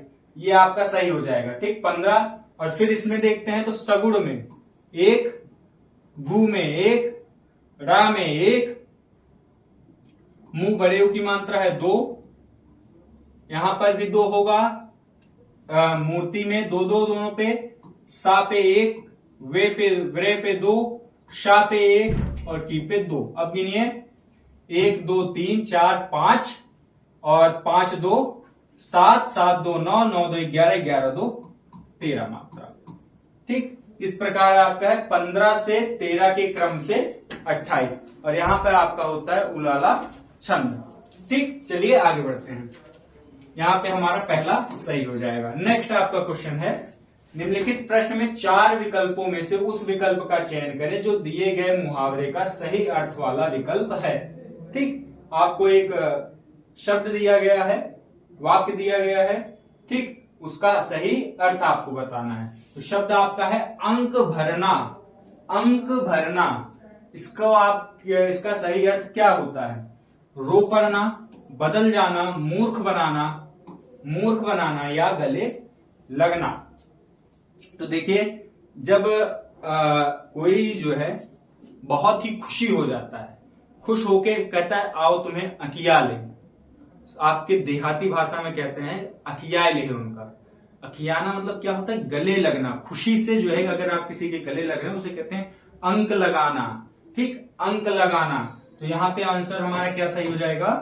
गले लगना। चलिए आगे बढ़ते हैं। अगला क्वेश्चन आपका है, निम्नलिखित प्रश्न में 4 विकल्पों में से उस विकल्प का चयन करें जो उपसर्ग से बना है। उपसर्ग यानी जो पहले लगते हैं, किसी शब्द के पहले लगने वाले शब्द को उपसर्ग और बाद में लगने वाले शब्द को प्रत्यय कहते हैं। ठीक, तो बताइए किसमें उपसर्ग से बना शब्द नहीं है, किसमें उपसर्ग नहीं लगा है की में। ठीक, तो पहला शब्द हमारा है पुनर्जन्म, तो इसमें देखेंगे जन्म, जन्म तो शब्द है, इसके आगे उपसर्ग लगता है पुनर्, तो ये हो जाएगा हमारा गलत। दूसरा है आपका कुधर्म, तो धर्म शब्द है और इसके आगे उपसर्ग क्या लगा है, कु लगा है, तो ये कुधर्म, इसमें भी उपसर्ग लगा है। तीसरा आपका है आजीवन, जीवन शब्द है जिसका अर्थ होता है जीवन देना, और यहाँ पे आजीवन, यहाँ पे आ उपसर्ग है, तो ये भी ऑप्शन गलत हो जाएगा। दिखावा, दिखावा शब्द में कोई भी उपसर्ग नहीं लगा हुआ है, तो ये हमारा सही हो जाएगा। नेक्स्ट क्वेश्चन आपका है, 4 विकल्पों में से उस विकल्प का चयन करें जो प्रत्यय से बना है। अब तक पहले वाले में उपसर्ग से बना था, दूसरा वाला किससे बना है, प्रत्यय से बना है। प्रत्यय शब्द के पीछे लगते हैं और शब्दों का अर्थ बदल देते हैं। उपसर्ग आगे लगते हैं, अर्थ बदल देते हैं, प्रत्यय पीछे लगकर अर्थ बदल देते हैं। तो आपका क्वेश्चन है ऑप्शन है इंसान, जादूगर, समझ और मदद। ठीक, तो इंसान में कोई भी आपका प्रत्यय नहीं लगा है, मदद में कोई भी प्रत्यय नहीं लगा है, समझ में कोई भी प्रत्यय नहीं लगा है, लेकिन जादू शब्द है, इसमें गर प्रत्यय लगा हुआ है। कौन सा प्रत्यय, गर। ऑप्शन क्या सही हो जाएगा, जादू गर सही हो जाएगा। ठीक, क्या ऑप्शन सही हो जाएगा, जादू गर। चलिए आगे बढ़ते हैं। अगला क्वेश्चन हमारा है, निम्नलिखित प्रश्न में 4 विकल्पों में से दिए गए शब्द के विपरीत अर्थ वाला विलोम शब्द बताना है। कैसा शब्द, विलोम शब्द। स्वार्थ, इसमें आपको कोई डाउट तो होगा नहीं, स्वार्थ परमार्थ, स्वार्थी हो परमार्थी हो, रोज बोलते हैं, परमार्थ में लगाइए। आगे बढ़ते हैं, स्क्रीनशॉट लेना चाहे ले लीजिए। नेक्स्ट आपका क्वेश्चन है, निम्नलिखित प्रश्न में 4 विकल्पों में से उस विकल्प का चयन करें जो सही संधि विच्छेद वाला है। आपको संधि विच्छेद करना है।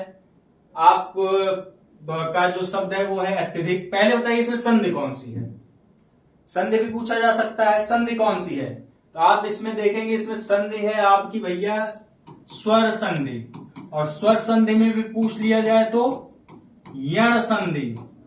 कौन सी संधि, यण संधि है। ठीक, इसमें आपका क्वेश्चन है अत्यधिक, आधन त्याधिक, अतिधन अधिक, अत्यधन अधिक, अतधन अधिक।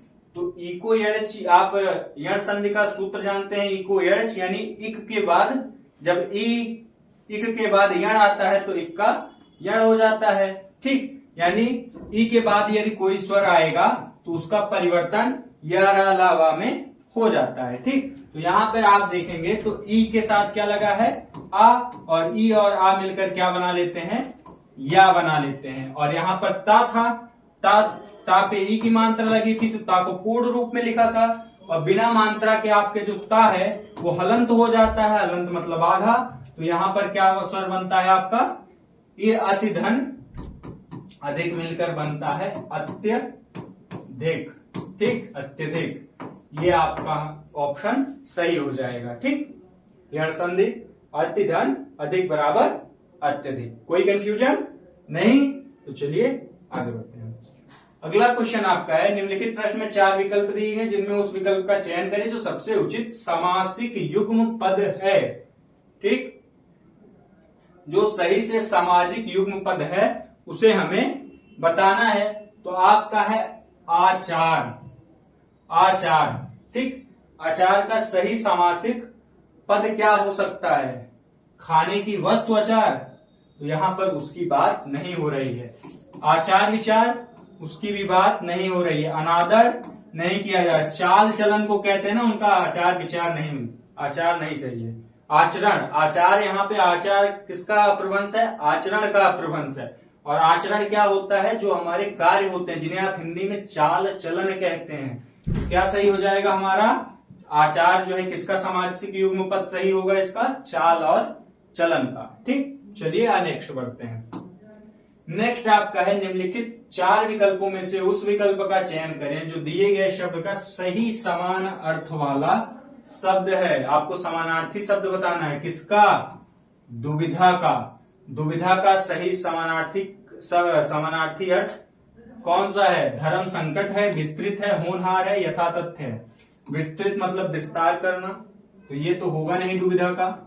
ठीक, होनहार नहीं होता, यथातथ्य नहीं होता, धर्म संकट आपका होता है। आप कहते हैं ना बड़ी दुविधा में हूं, मतलब आप खुद से ही उलझन में हैं। धर्म संकट में यानी क्या करें क्या ना करें, ये आपके मन में जब होता है तो कहते हैं बड़े धर्म संकट में, कौन सा कार्य करें, इसे आप हिंदी में दुविधा कहते हैं।